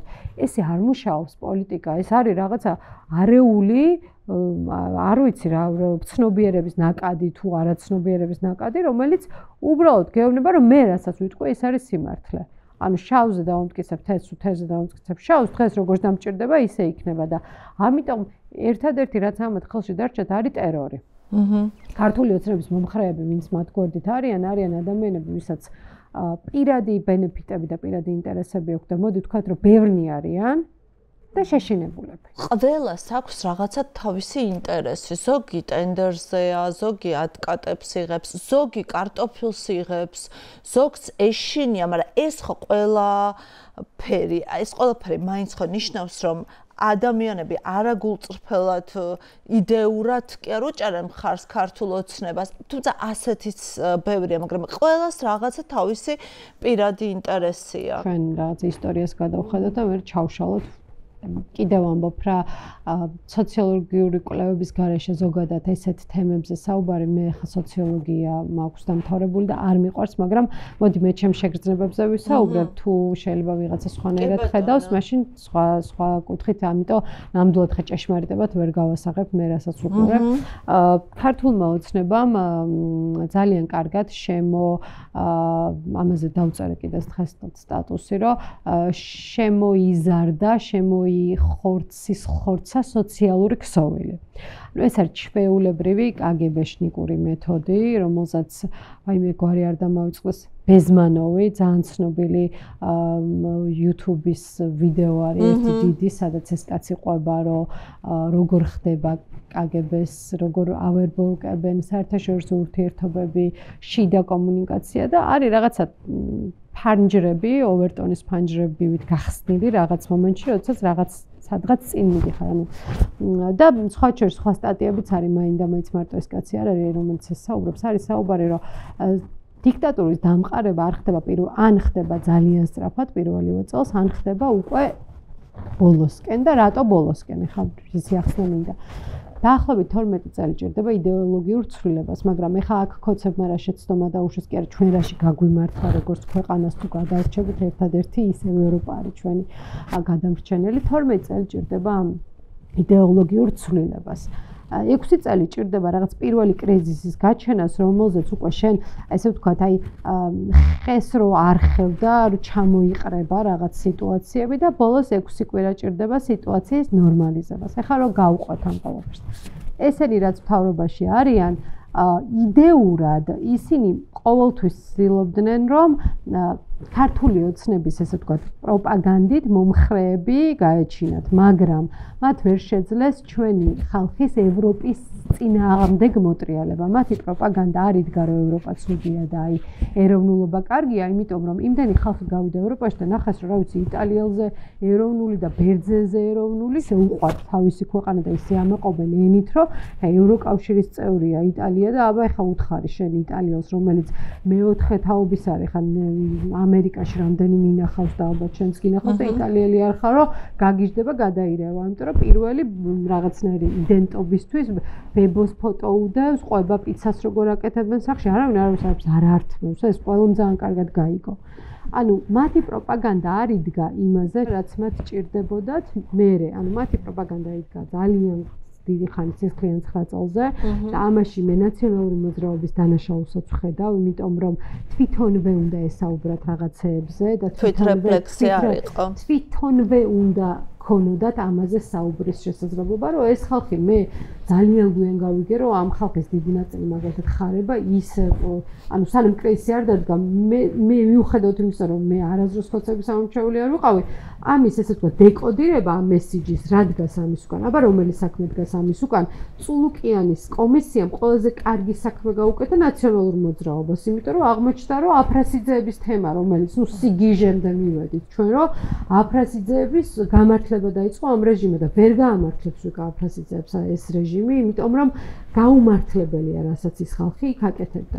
ანუ მთელი 12 წელი მიდიოდა ესე იგი იდეოლოგიური რეცხვა, მაგრამ ამას ხელი შეუშალა ევროპასთან ჩვენმა კავშირებმა, რომელიც მთავრობასაც ჩვენვე თქონდა გამოყენებული, სულ სათავისოდ იყენებდნენ და შესაბამისად ის ჯგუფი, რომელთანაც მათ საუბარი უნდათ, მათ არ გამოყვა. ერთადერთი ვისთანაც ისინი რეზონირებდნენ, ეს არის საბჭოთა კავშირის ბოლო თაობა, ჩვენი მშობლები, არა, ცოტა უფროსები, აი 60 წლის, 65 წლის, იმიტომ რომ 40-ის კი ვარ უკვე მე. ის ადამიანები, ვინც აი 37 მანეთად დაფრინავდა, ვისაც 90-იან წლებში კი არ იყო ახალგაზრდა, როგორც ჩვენი მშობლები, მაგალითად, დედაშენს და დედაჩემს უახსოვს ეს 90-იანები. კი არა, ის საბჭოთა კავშირის ნოსტალგიას დროს რო იყვნენ ახალგაზრდები, მაგრამ ის აღარ იყო მათთვის საკმარისი, იმიტომ რომ ჩვენ, როდესაც საუბრობთ ამ მომრჩეველზე, არ უნდა დაგვაუწყოს, რომ ამ მომრჩეველი რეზონირებს რაღაც ვიბრაციებზე, რომელიც გადის. ბრუნო ლატუნი არის ძალიან ცნობილი, იყო გარდაიცვალა, მე მგონი არის სოციალური მეცნიერების დოქტორი, რომელმაც ძალიან სწორად გვიჩვენა თუ როგორ მუშაობს პროპაგანდა. ჩვენთვის ყველაზე მარტივად ეგ ხსნის, იმიტომ რომ აქტორი ხშირ შემთხვევაში შეიძლება იყოს რაღაცა სიმბოლური მიმართულება, ან თუნდაც სიმბოლო. სიმბოლო ის, რომ ვიღაცა 37 მანეთად დაფრინავდა სადღაც, აღარ ჭრის. სიმბოლო არის, რომ 9 ბექფეკერი ტიპი მიდის ევროპაში. და რაღაც მომენტში ქართულმა ოცნებამ ეს თავის თავზე მიიწება, როგორც კი არ თქვა, რომ ეს როდის აშენდა, ვინ შემოიყვანა, რა პირობებით, არა, თავის თავზე მიიწება და შესაბამისად 28 ნოემბრის მერე მთლიანად მოუწია ამ საბურველიდან გამოსვა. და ამ საბურველში ბევრი ხალხი გამოფხიზდა. კი ბატონო, ალბათ როდესაც პროპაგანდას ყავლი გასდის, შემდეგ ტერორი შემოდის. კი ბატონო. იმიტომ რომ არ შეიძლება მუდმივი არაფერი არ არის და არც პროპაგანდა. რაღაცები უკვე აღარ მუშაობს ამ პერიოდშია, როგორც ჩანს ქართული ოცნება და გადადის უკვე ტერორზე, როდესაც პროპაგანდით ვერ აღწევს საკუთარ მიზანს. პროპაგანდით აღწევდა იმ მიზანს, რომ მოსახლეობის დიდი ნაწილს არ ქონდა მაღალი ჩართულობა პოლიტიკურ პროცესებში. იმიტომ რომ ძალიან გასაგებია, ამას ბევრი კომპლექსური რამ დაემთხვა, პირველ რიგში დაემთხვა ის, რომ ეს ადამიანები მეტნაკლებად სარგებლობდნენ ევროპული სიკეთეებით, ოჯახიდან ერთი ადამიანი მაინც იყო წასული ევროპაში, რომელიც აქ გზავნიდა, სტუდენტები მიდიოდნენ, ბავშვები დასასვენებლად მიყავდათ, ანუ ჩვენ ესე ვთქვათ, ევროპის ნაწილად ვიგრძენით თავი ქართული ოცნების დროს, იმიტომ რომ მაგ დროს მოეწერა ვიზა ლიბერალიზაციის ხელს, თორე მათი ეხლა გაივლის დრო კიდე 2-3 წელი და ვიტყვით, რომ მათი არანაირი დამსახურება აქ არ არის, უბრალოდ ხელი მოაწერეს, თორე ადამიანი, რომელიც, რა ვიცი, 7 წლის წინ ზეიმობდა ვიზა ლიბერალიზაციას და დღეს ფინეთის რომელიც, რა ვიცი, მთლიანად პოლიტიკურ და თუნდაც უსაფრთხოების სტრატეგიას განაგებს, მას პრემიერ-მინისტრს აჯარიმებს, ხა წარმოუდგენელია, რომ ეს ერთი და იგივე სტრატეგიაში ჩავთვალოთ, იმიტომ რომ ამას ახლა ეს დასჭირდა, თორე ის კი არა, რომ აი მაშინ ისე ფიქრობ, დღეს არა, როგორც მას ჭირდება. ამიტომ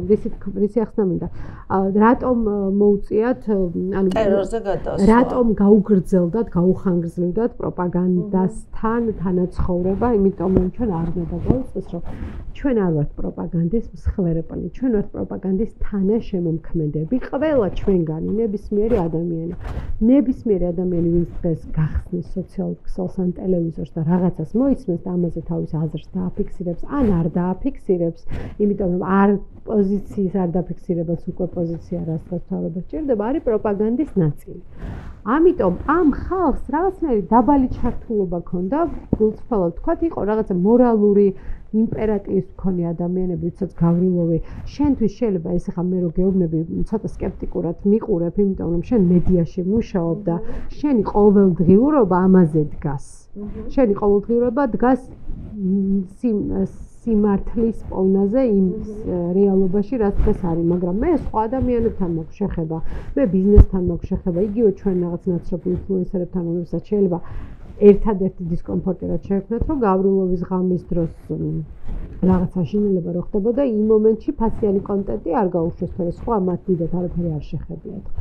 აი დღეს უკვე დადგა აი ეს ამ ჩემთვის ძალიან გარდამტეხია ეს ჩასმა და არავინ არ თქვას, რომ შემთხვევით იყო პარლამენტის თავმჯდომარეს, ეს იყო აი მართლა რომ ხეს ფოთლებს დააცვენ, იმიტომ რომ აი პირველი წნეხი წინააღმდეგობის მაშინ ჩამოიფერთხეს და მაშინ დაინახეს, რომ მათ შეუძლიათ რაღაცის გადატეხა. ინფლუენსერები ახსენე, ვინ არიან დღეს საქართველოში მთავარი ინფლუენსერები?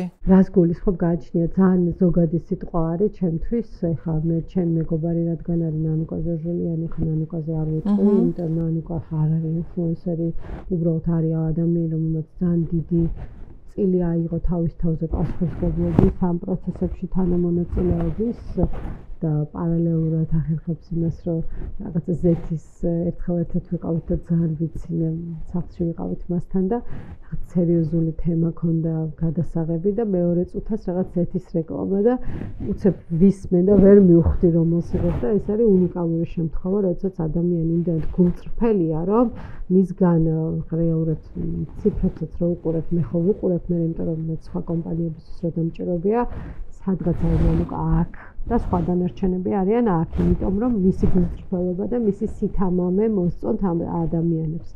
არის რაღაც TikTok-ის სამყარო, რომელშიც რაღაც ნაწილი ჩემი საყვარელი იოანე ნერვი ხო გინდა, რომ ჩემი საყვარელი ინფლუენსერია, რომელიც რაღაცნაირად ახერხებს რომ პოლიტიკაზეც ისაუბროს ძალიან სწორად და ისაუბროს იმ თემებზე, რომელზეც უკვე ისაუბრობს და დანარჩენი ეს არის ტაშფანდურის ადამიანები, ეხლა ყველაზე ვერ ვიტყვი, მაგრამ ну განსაკუთრებით ხა იმედზე მომუშავე ადამიანებზე მოდი ხა რაღაცნაირად აღარ მოვერიდები ამაზე საუბარს, იმიტომ რომ იმედი უკვე იმდენჯერ მოხდა საერთაშორისო კვლევებში, როგორც პროპაგანდის მატარებელი და არავის არ ეგონოს, რომ პროპაგანდა დგას მარტო ნიუსზე.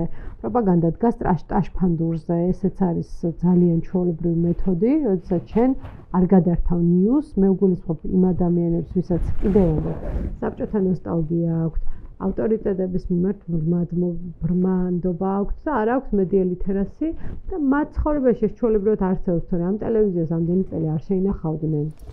რა თქმა უნდა, მას ძალიან დიდი იმედი, რასაც აკეთებს, არის უბრალოდ არ ვიცი, გვაქვს კი გააზრებული იმედის მავნებლობის ხარისხი.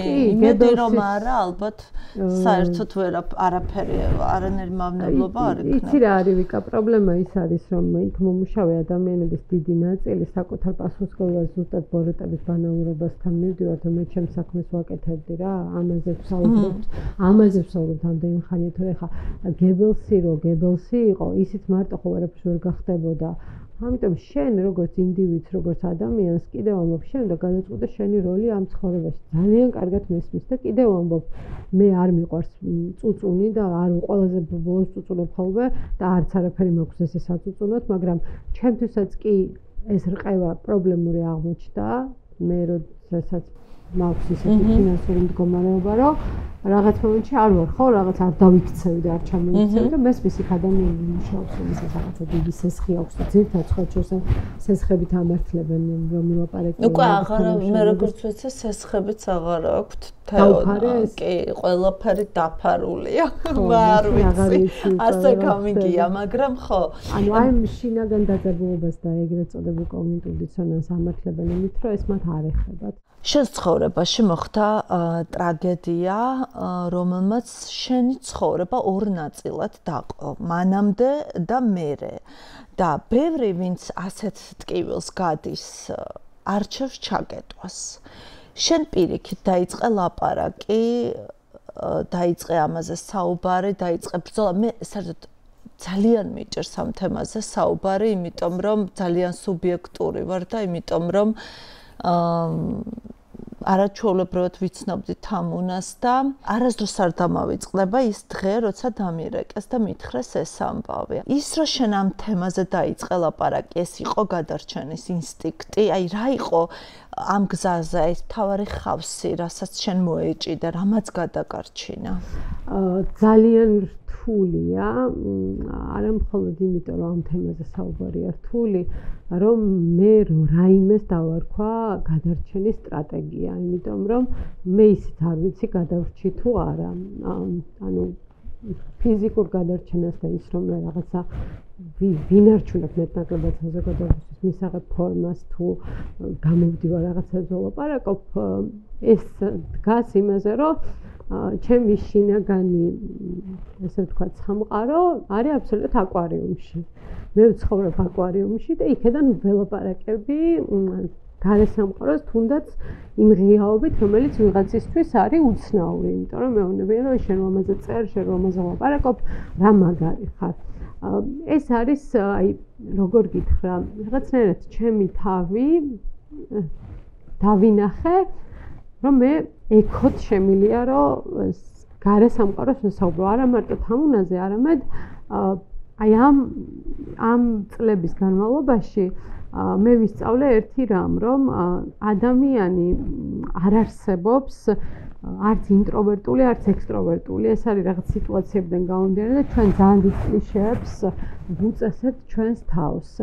გადარჩენის სტრატეგია და საერთოდ ამის ესეთი ფორმალიზება მე არ გამომდის, იმიტომ რომ პირველ რიგში კიდევ ამბობ, რომ მე ის ადამიანი თამუნასთან ერთად აღარ არსებობს. არ ვიცი, რო ამბობ, რომ ერთ ღამეში გაჭაღარავ და ხო ეს რაღაც გადატანითი მნიშვნელობით მგონია, მაგრამ იცი ფოტოების განხილვა როგორ მიყვარს და რაღაცა სულელურ სელფებს ვდებ. ფოტო რო გადავიღე, რატომაც პირველი ინსტინქტი იყო, ეს ამბავი რო გავიკე, რომ გავხსენი, რომ რაღაც სად ვარ, აბსოლუტურად სხვა ადამიანი შემრჩა. ანუ მე ახლა ვსწავლობ ახალ თეონასთან თანაცხოვრებას.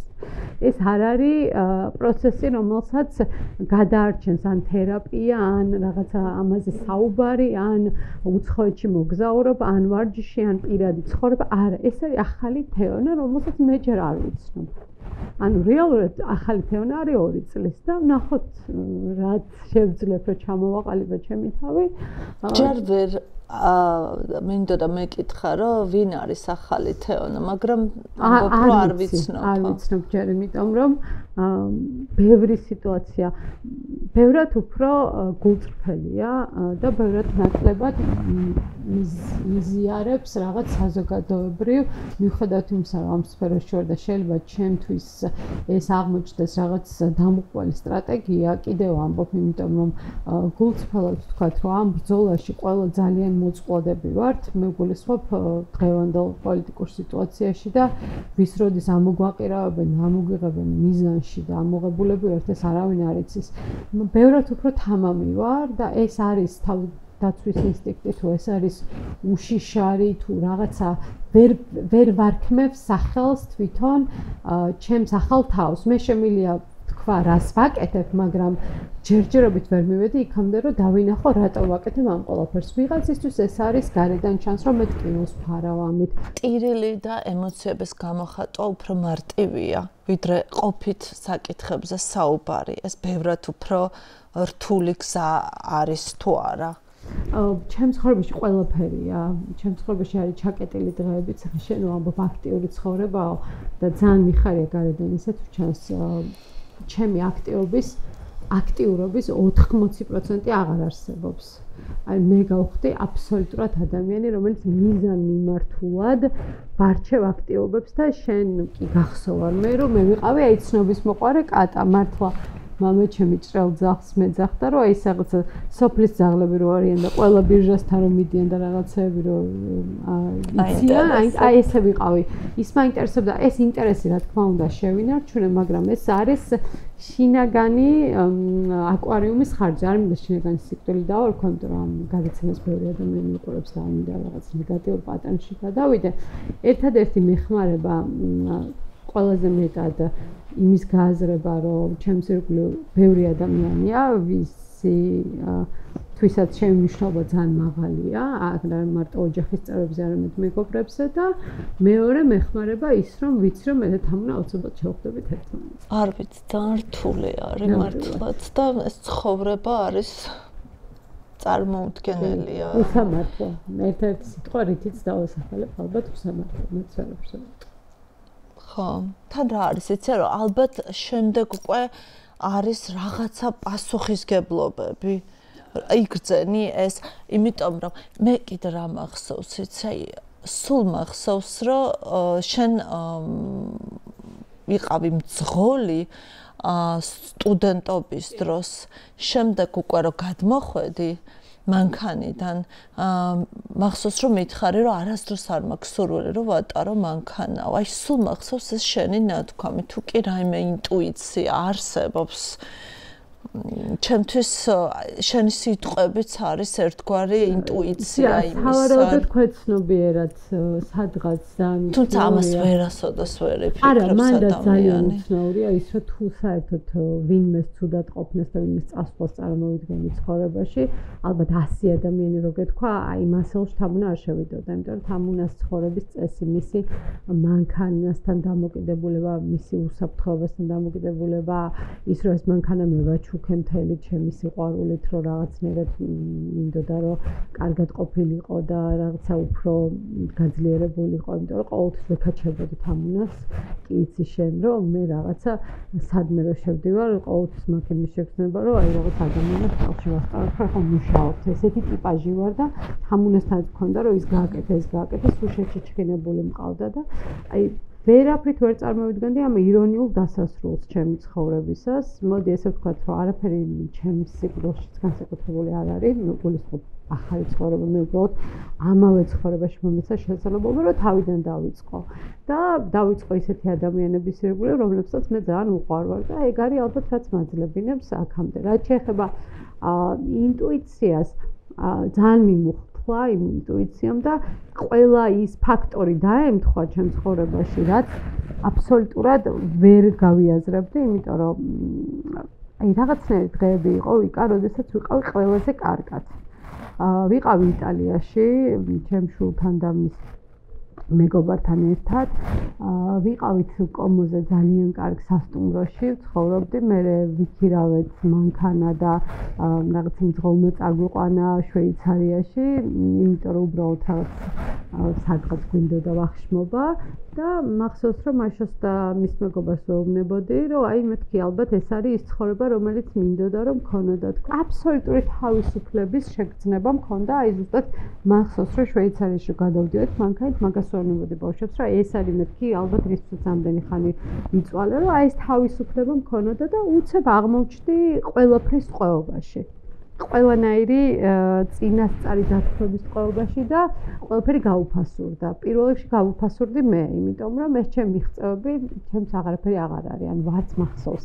ეხლა ტექნიკურად კი მახსოვს, მაგრამ შეგრძნების დონეზე რომ აი მე ეს გავაკეთე და მე იქ ვიყავი და მე იქ მიწვიეს და ვიღაცამ რაღაცა ჯილდო გადმომცა, ეს ანუ ჩემთან აღარ რეზონირებს, ჩემს აკვარიუმთან აღარ რეზონირებს და იმ აკვარიუმის გახსნა ძალიან მეშინია. იმიტომ რომ არ ვიცი რამდენად შევწყვეტ მე მაგით ცხოვრებას. თქვენ გქონდათ მჭიდრო კავშირი, ემოციური კავშირი შენ და თამუნას? მე ჩემი თავი არ მახსოვს თამუნას გარეშე. და ეს არის საკმარისი იმისთვის, რომ გავიაზრო რა ხდება ჩემ ცხოვრებაში, იმიტომ რომ მე რომ ერთი წლის ვიყავი, წლის და ორი თვის თამუნა მაშინ დაიბადა და ყოველთვის თეონა და თამუნა იყვნენ რაღაცა ჩიპი და დეილის მაგალითი. ამიტომ ემოციური ბმა იყო რაღაც კოლოსალური. ჩვენ ძალიან განსხვავებული ადამიანები ვიყავით და ეს კიდევ უფრო სევდიანია ჩემ სიტუაციაში, იმიტომ რომ თამუნა იყო აბსოლუტურად ჰუმანურობის პიკი.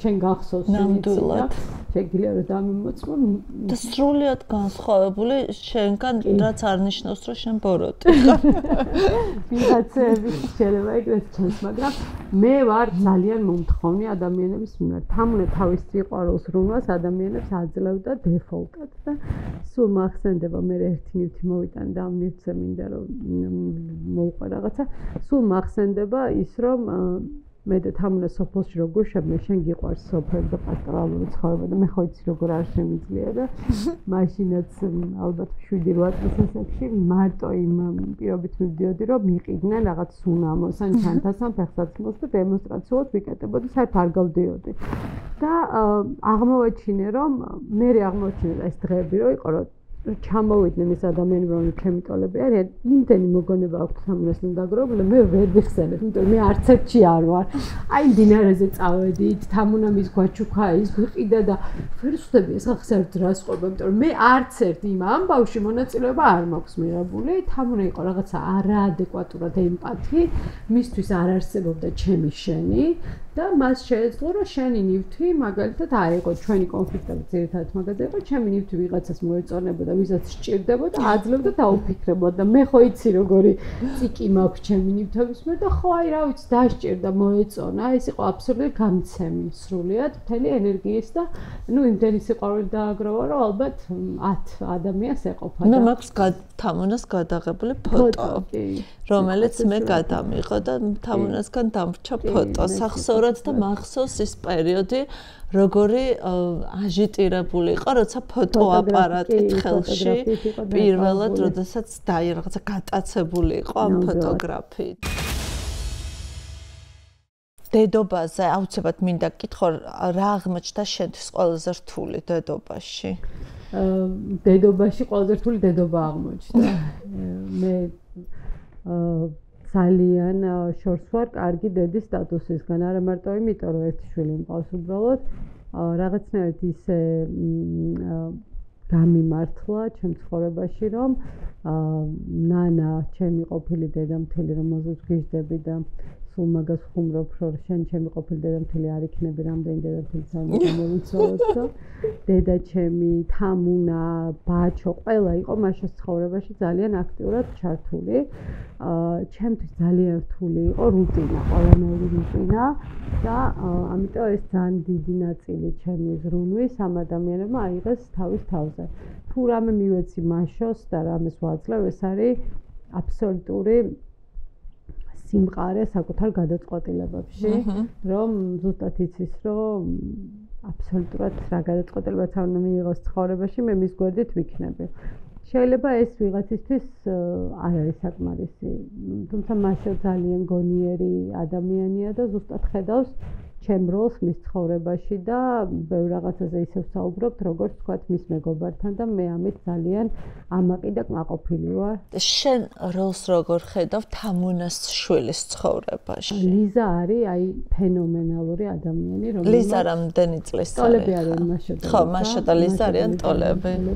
ლიზას ცხოვრებაში როგორ ხედავ შენს როლს? არ დაუწყია დედის როლის შევსება, ანუ თამუნა არის მისი დედა და ჩვენ ვართ ისე როგორც ვიყავით, მე ვარ მისი უსაქმური დეიდა,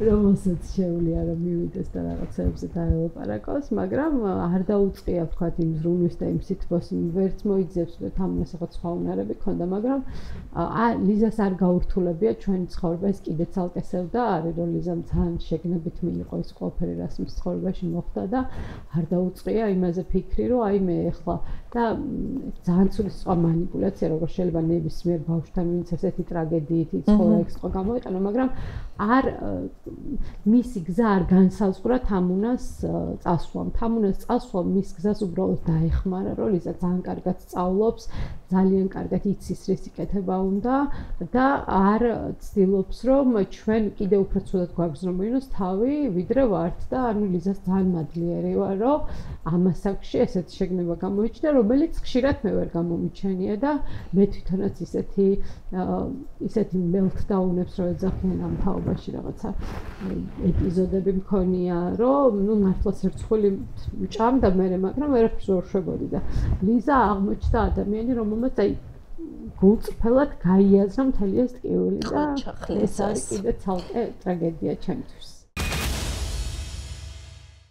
რო დავგუგლეთ თეონა ბაღდავაძე, ეხლა უნდა გაცინო, ამომიგდო სტატია. არა, ასეთი სათაურით. როგორ მოირგო თეონა ბაღდავაძემ 12 წლის გოგოს შარვალ? მაგაზე ისე მათრიეს ცალკე. ხო და აი 12 წლის გოგოს შარვალში რატომ უნდა ჩაეტიოს 40 წლის ქალი მითხარი? რა ხდება? ზედმეც ხო არ თხოვ შენს ხელს? 40 წლის ქალი, რომელიც არის 1.65 სიმაღლეში და შენგან განსხვავებით არ არის. ვიქტორიას სიკრეტის მოდელის პარამეტრი შეიძლება რომ ყველაფერში ჩაეკვეყოს.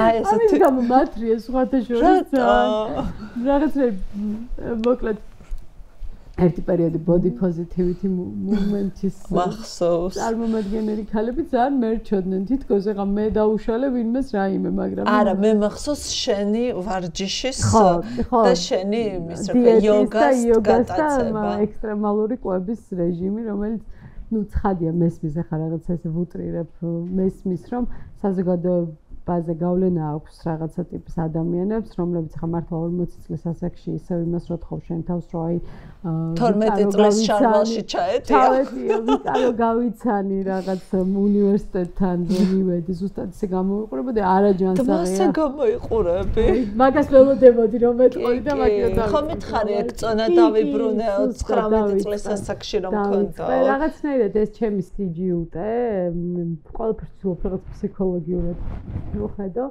არის ის რომ ძალიან მომწონდა მიუხედავად იმისა რაც მოხდა ჩემს ცხოვრებაში მაგას თავი დავანებოთ მომწონს ახალგაზრდობის შეგრძნება მუდმივი რომელიც ცხადია არ იწყება სხეულიდან საერთოდ არ იწყება სხეულიდან მაგრამ სხეულიც განაპირობებს ამ ყველაფერს და რაღაცა ვეკიდები იმ არარეალურ აკვიატებას ზოგადად ადამიანი აკვიატების ცხოველია მე ეს მჯერა რომ ჩვენივე აკვიატებით აკვიატებები გვაცოცხლებს, ზოგჯერ ნეგატიური, ზოგჯერ პოზიტიური და ეს სტატია გამახსენდა რაღაცა ფოტო დავდე, ოღონდ იმ შემთხვევაში არ იყო ჩემს ზომაზე საუბარი იყო, რომ ეს შარვალი ძალიან დიდია 12 წლის ბავშვისთვის და წარმოუდგენელია, რომ 12 წლის ბავშვისთვის და მე მოკლედ ამაზე მითხრეს, რომ იქამდეც დავედით, რომ უკვე საკუთარი სხეულის ობჯექტიზაციას 12 წლის ბავშვთან ახდენენ და ხო, მაგრამ გონია არ გკითხავ პირად ცხოვრებაში რა ხდება? აი ეს არის საკონტროლო კითხვა. ჩემი ყველაზე დიდი ესე ვთქვათ მიღწევა არის. ეხლა არ მითხარ რომ შენ ცხოვრება პირად ცხოვრებაში რაღაც პროტესტი ხდება და პროპაგანდასთან ბრძოლის მეთოდების კვლევა. არა, ერთადერთი რითიც ვამაყობ ჩემ თავში არის რომ ჩემ პირად ცხოვრების შესახებ ძალიან ცოტა რამ არის ცნობილი და ნუ ეხლა შენ მეგობარი ხარ.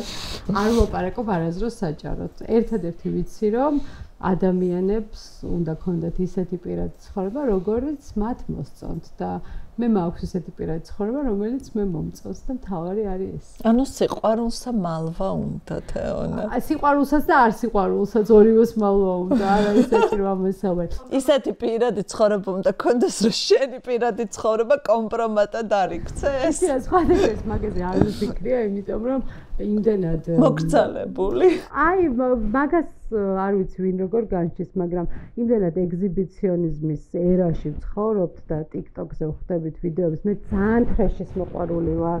აი ვაფრენ, გიჟდები, ქეთიები დუნაშვილის ისტორიაზე, სალონუ გოგიაშვილის ისტორიაზე, ხატიას ჩვენი ოპერატორები იცინიან. ანუ ეგ არის ჩემი საყვარელი კონტენტი. გიყვარს ქეთიები გიჟდები ვაკე. ანუ ყველა მათი პირადი ცხოვრება, ვინ ჩაქუჩისად ჩაარტყა თავში, ვის დაშორდა უჩა, ვინ ორსული არ მიიღო, ანუ ვიცი ეს ისტორიები, იმიტომ რომ ნუ ტვინი რატომღაც ამ ტრეშს ძალიან ითხოვს და ამიტომ იმდენი ადამიანი თავის პირად ცხოვრებას საჯაროდ ფენს, რომ არ მგონია, რომ ჩემი ცხოვრება ვინმე რატო ქეთი თუ ფენს თავის ცხოვრებას საჯაროდ შენ რატო არ უნდა გამოფინო? მე მგონია, რომ სხვა აქტივები, ვერაფერს ვერ მოთქვევინებ, բայց მე მგონია, რომ სხვა აქტივები მაქვს და ედვარდ ბერნსის პროპაგანდის შესახებ შემიძლია ვესაუბრო საინტერესოდ და სხვათა შორის ისიც შემიძლია ვთქვა, თუ როგორ უნდა ჩაეტიო 12 წლის. გირჩევნია თქვა, რომ როგორ ჩაეტიო 12 წლის. კი ბატონო, ვიდრე პირად ცხოვრებაზე რაიმე მოუყვა. სამი ნივთი და სამი ისტორია ჩემი ერთ-ერთი საყვარელი რუბრიკა არის და მინდა რომ მაინტერესებს რომელი სამი ნივთი მოიყვანა. არაფერი განსაკუთრებული რაც მოსალოდნელი იყო. ეს არის საათი, რომელიც თამუნას ვაჩუქე ახალ წელს და ძალიან უყვარდა და რაღაც ეგოისტურად წამოვიღე მისგან ეს საათი და არ ვიცი რომ ესიზმრობა ხოლმე მგონია რომ მეტყვის რომ დამიბრუნე ჯერ საათი იმიტომ რომ თვითონ სულ უყვარდა ჩემი ნივთები და მეც ძალიან მინდოდა ამ ნივთის ქონა. ეს არის წიგნი, რომელიც მინდა შენ გაჩუქო. ეს არის პესტინგერის კოგნიტიური დისონანსის თეორია. რატომაც ამ კოგნიტური დისონანსზე საჭირო წიგნი ყოფილა. ნამდვილად ბევრ საუბრობთ, იმიტომ რომ აი გაუკალობდის დროს როგორ უნდა ვიყანყალოთ, იმიტომ რომ ყოველს ჩემსავით არ შეუძლია 15 სანტიმეტრიან ქუსლებზე დგომა. ანუ ეს წიგნი არის ძალიან საინტერესო თუ რა ხდება ჩვენ ტვინში და რა ხდება საზოგადოებაში, როდესაც ერთს ვხედავთ, მეორეს ვაკეთებთ, მესამეს ვისმენთ და როგორ მოუყავეთ ამ ყველაფერს თავი და გონია რომ ძალიან მარტივად შეძლებ შენ არ გჭირდება, მაგრამ რაღაცებში დაგვეხმარება, რომ ამოვიცნოთ რა ხდება ჩვენს ირგვლივ. მე რაღაც მომენტში რაღაც ისეთი მონოტონური და მშვიდი რო ვარ ხოლმე ამ პროცესებზე საუბრისას, მეხმარება ზუსტად ის ცოდნები, რომელიც ჩემი პროფესიიდან გამომდინარე დავაგროვე და ეს წიგნი სხვა შორის ინგლისურად იყო და ქართულადაც ძალიან დიდი მადლობა. და ეს არის ჩემი და თამუნას ფოტო, რომელზეც ვიждები. იმ ზუსტად სოფლის ცხოვრებიდან ჭყვიში ჩვენთან სოფელში. სოფლის ცხოვრება, რომელიც უფრო მოსწონდა თამუნას ვიდრე შენ. მე და თამუნას ეს მსგავსება გვყავდა. როგორ უყვარს ცხოველები, როგორ იჭრებს და ჩემი სახე როგორ არ შემილია ეს კურდღელი, იმიტომ რომ მგონია რომ რაღაცა დამემართება და მაგის მერე ვარ ესეთი უკმაყოფილო სახით. აი აქ ყველაზე კარგად ჩანს თამუნა და ყველაზე კარგად ჩანს თეონა. ჩემი კურდღელი ითხოვს თავშესაფარს, იმიტომ რომ ნუ აშკარად ისე ეცახება. შენი სახის გამომეტყველებით ვერ ვიტყვი რომ მოზაბანს ბედნიერი ხარ კურდღლით ხელში, როცა თამუნა ძალიან ბედნიერი ჩანს. და ყველაფერი, ყველა ცხოველი, ყველა ფრინველი. ChatGPT-ის კითხვა ქვია, ეგ არ მეთქვამს შენთვის. ნახე, ეხლა მე აქ ვკითხავ. სტუმრად მყავს. მე თეონა ბაღდავაძე. გუშინ ისე ვაწყენინე. სტუმრად მყავს თეონა ბაღდავაძე.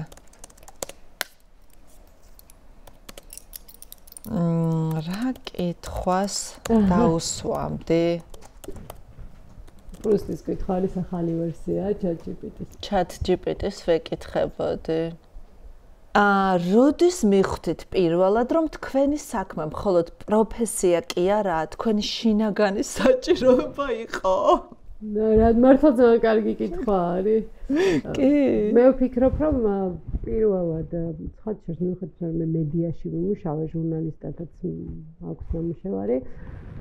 ჩემი პირველი ესე ვთქვათ, აი აღმაფრთოვანებელი დღე, იმიტომ რომ ეგ დღე კარგად მახსოვს, იყო, როდესაც მე საქართველოს ბანკში მუშაობდი და სხვა დრო იყო, სხვა მოცემულობა იყო, საქართველოს ბანკმა ლონდონის საფონდო ბირჟაზე დაილისტა, გავიდა ლონდონის საფონდო ბირჟაზე და ამასთან დაკავშირებით მქონდა ძალიან დიდი მიღება ჟურნალისტების და მე ვიყავი, მიუხედავად რომ მე არაფერი არ გამიკეთებია, პრეს რელიზის დაწერაში სხვები დამეხმარნენ, იმიტომ რომ ეს ძალიან ფორმალურად იწერება და ბევრი პროცედურა დაიღოს.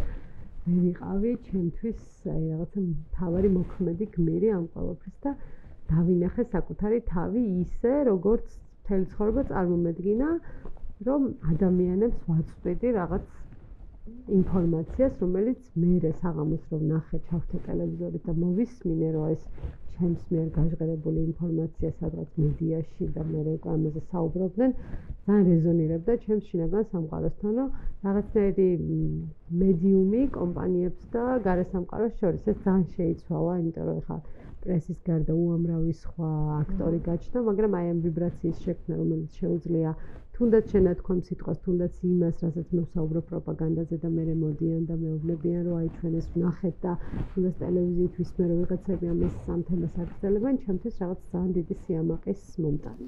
ისა საზოგადოების გავლენის ქვეშ ხარ ხოლმე, ბაბლი ახდენს შენზე გავლენას? ყველა ვართ და ვინც მაგას ამბობს, ის ყველაზე მეტად არის საზოგადოებრივი, ვინც ამბობს, რომ არ ვარო, ის ყველაზე მეტად არის საზოგადოების გავლენის ქვეშ. მიუხედავად ჩემი სითამამისა, კონფირმაციის ეგრეთ წოდებული ან რაღაცის დადასტურება ყოველთვის სჭირდება ხოლმე საზოგადოების მხრიდან. შენთვის მნიშვნელოვანია, ეხლა მე რას ფიქრობ შენზე? შენ მეგობარი ხარ, შენ არ ხარ საზოგადოება? არა, უბრალოდ მოდი, აი შენთვის მნიშვნელოვანია ბაბლი რას ფიქრობს შენზე? გინდა რომ ყველას უყვარდა თუ გინდა რომ შენთვის საინტერესო ხალხს მოწონდა? მე მინდა რომ თქვა რომ ძალიან ჭკვიანია და ძალიან საინტერესო რაღაცებს საუბრობს. მე ვიცი რომ ყველას ვერ ვუყარებ. ტიპაჟიც არა ვარ ესეთი რომ მე ყველას უყვარდა.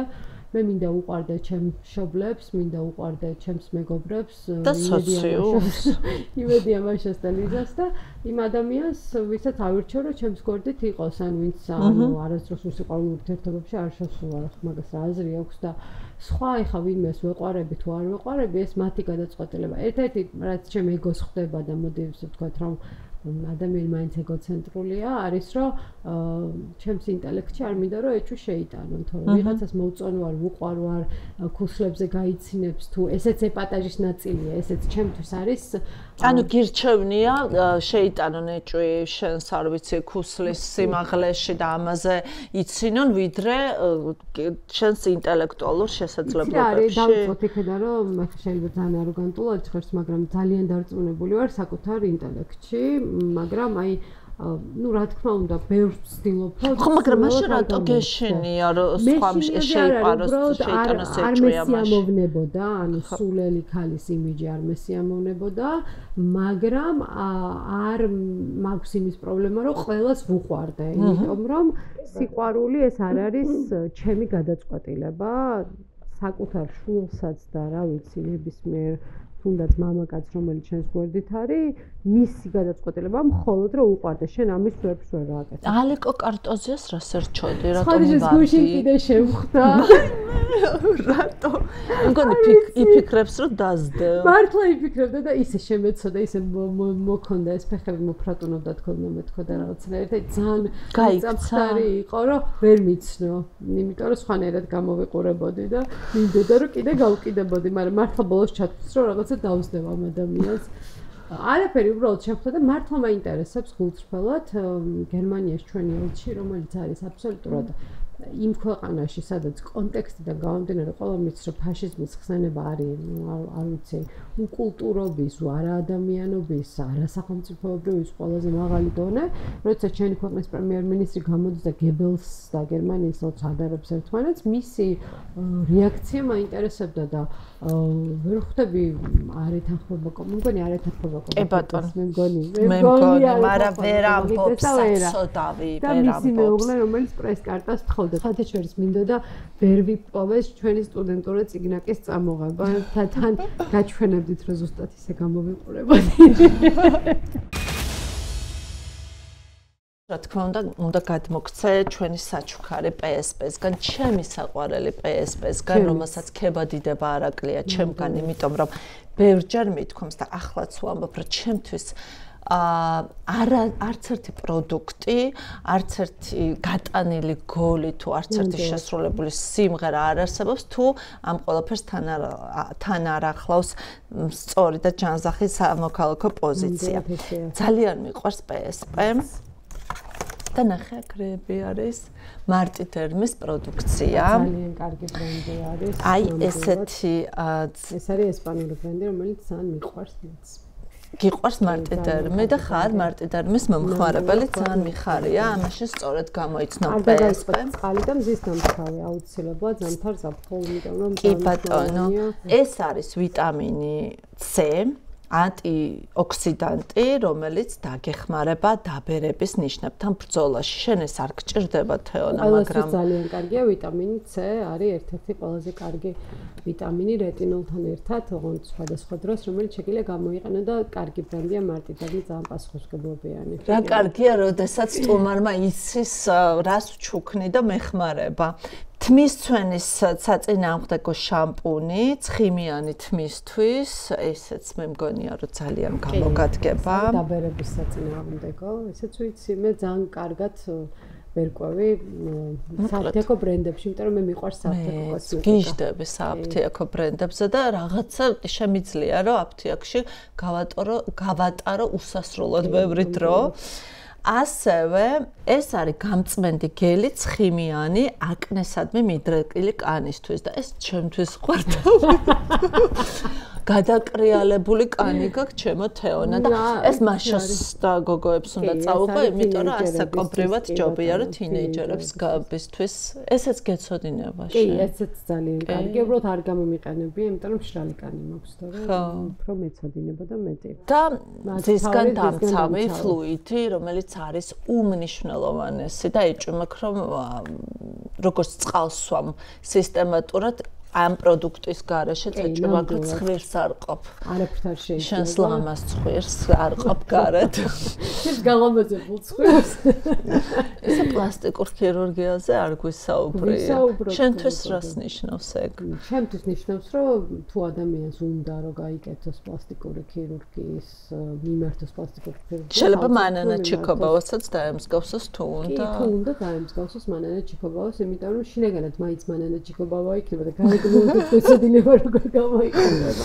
მაგრამ არის რაღაცა ტრენდი სხვა ჩემს ამაზე ერთ ძალიან საინტერესო პლასტიკურ ქირურგს ვესაუბრე, ძალიან საინტერესო ადამიანია და მითხრა რომ არის ჩემთვისო რაღაც არ არის ქართველი და არის რაღაცა პლასტიკური ქირურგია, რომელიც არის ღარიბებისო, ანუ ამ შემთხვევაში მან არა ფინანსური სიღარიბე, არამედ ინტელექტუალური სიღარიბე იგულისხმება, რაშიც მეც ვეთანხმები, იმიტომ რომ არის რაღაცა ტიპის ქირურგია, რომელიც მგონია, რომ უბრალოდ იმისთვის კი არ აკეთებ, რომ რაღაცა შენი გარეგნობას გაუსვა ხაზი, არამედ გაყიდო შენი თავი უფრო კარგად და აქედან გამომდინარე, ჩემთვის ეგ ზღვარი ყოველთვის მნიშვნელოვანია. შენ ძალიან თავისუფლად საუბრობ, რა გაქვს მაგალითად ოპერაცია მაქვს გაკეთებული ამერიკაში, ნიუ-იორკში წავედი და არავინ არ იცოდა, ჩამოვედი გავიკეთებ, რეგულარულად ვიკეთებ ბოტოქს, იმიტომ რომ ჩემო სახში ბოტოქსის გარეშე მე არ მომწონს ჩემი თავი.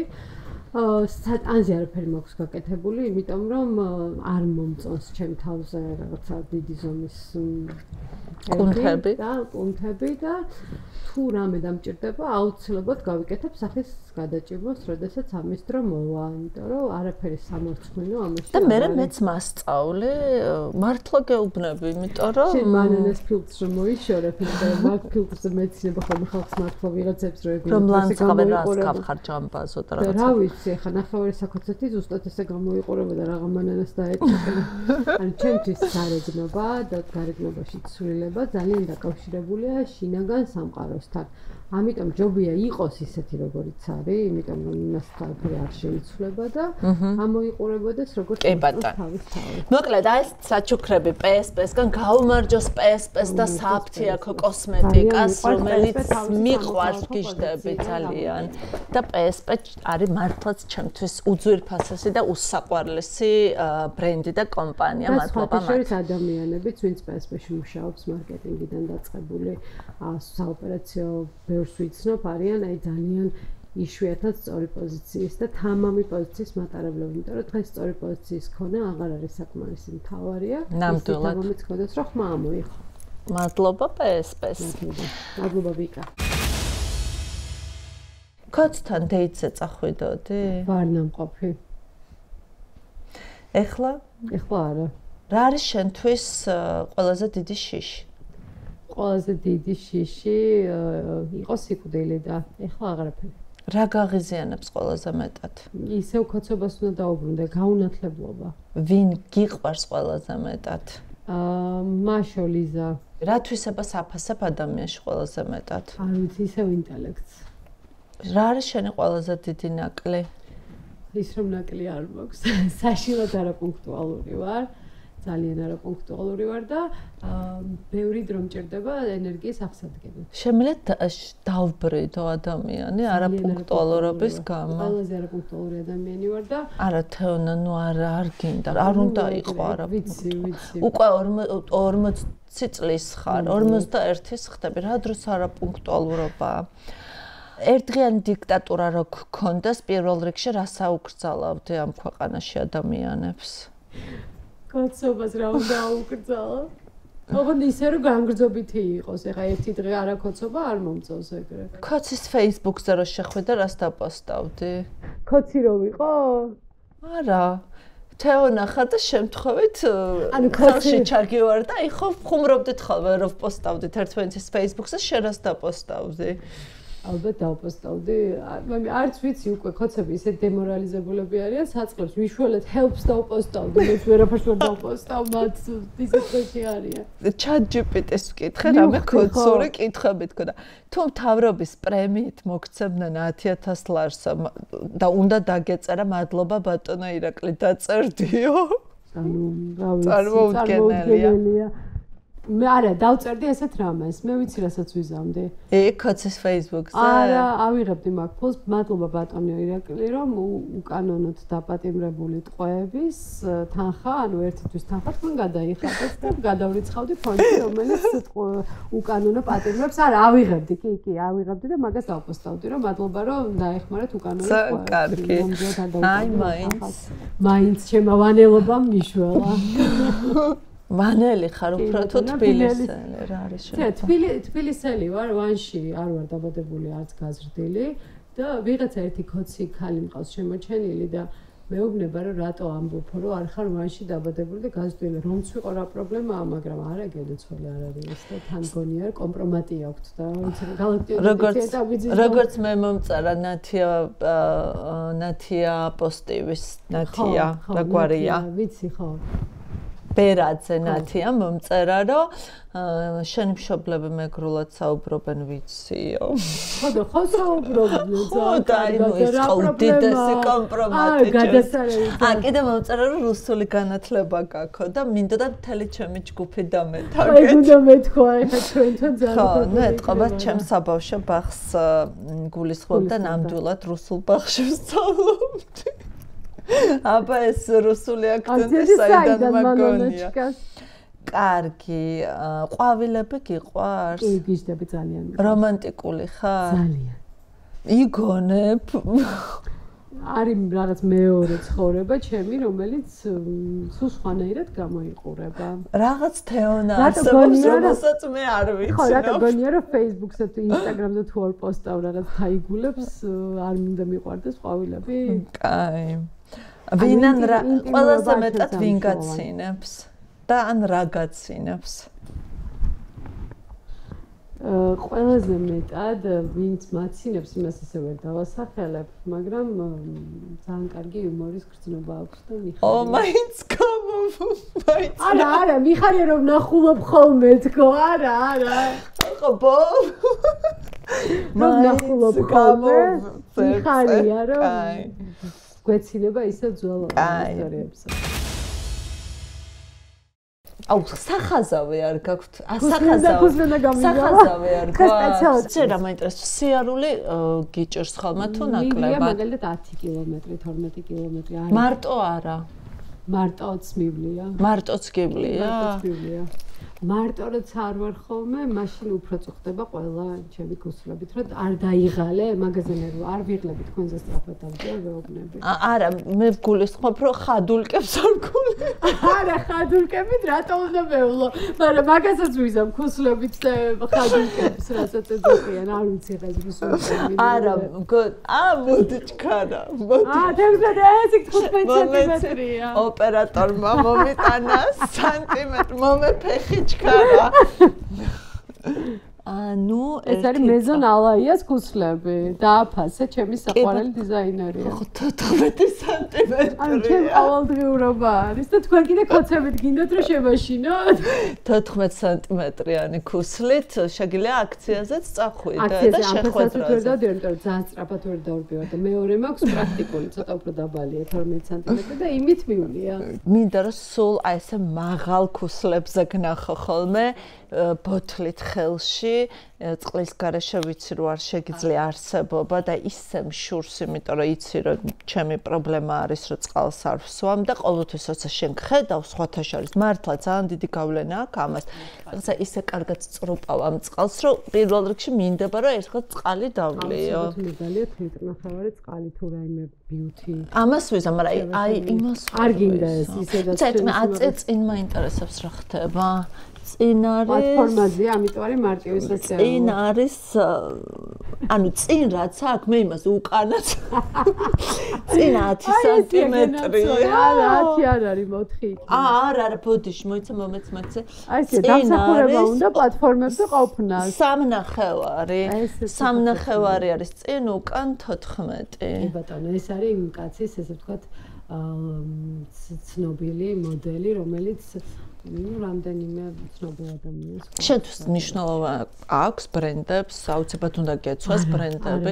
მაგალითად, ჩვენ საგარეო საქმეთა მინისტრს 1400 ფუნტიანი Yves Saint Laurent-ის ზედა ბლუზი აცვია. ჩვენი საგარეო საქმეთა მინისტრისგან განსხვავებით ვთვლი, რომ ქალი უნდა უხდებოდეს ტანსაცმელს და უფრო სწორედ ქალმა უნდა მოიხდინოს ტანსაცმელი და მესმის რომ შინაგან სიცარიელეს და შინაგან კოგნიტურ დისონანსს და იმას რომ ხან დაბადების მოწმობას თხოვენო ხან ისეთ ქვეყნებში დადისო რომ შეჭამენო ჭინჭებით იმხებს მაგრამ სამწუხაროდ ვერც ჩანთა და ვერც ზვირადღირებული პიჯაკი ამას ვერ შეასრულებს თან თანამედროვე სამყაროში როდესაც ერთადერთი რაც ჩვენ ხელში გვიჭირავს, ყველა კარგად გამოიყურება, ყველა კარგად უვლის თავს უკვე აღარანაირი პრობლემა არ არის. ეს არის გულწრფელობა და საკუთარი თავის ერთგულება და ძალიან დიდი ეჭვმოპარება, რომ რომელიმე ქოცი საკუთარი თავის ერთგული იყოს. დიდი მადლობა თეონა, ძალიან მიყვარხარ და მადლობა ყველაფრისთვის, მადლობა რომ იყავი სტუმარი, მადლობა ამ წიგნისთვის, შესანიშნავი ისტორიებისთვის და აქ უკვე დაგემშვიდობა უნდა, დავემშვიდობები თეონა ბაღდავაძეს, იმედია საინტერესო იყო ჩვენი გადაცემა თქვენთვის, მაყურებლებისთვის, აუცილებლად გამოიწერეთ ჩვენი არხი და აკომენტარეთ, იაქტიურეთ, მე გემშვიდობებით შემდეგ გადაცემამდე.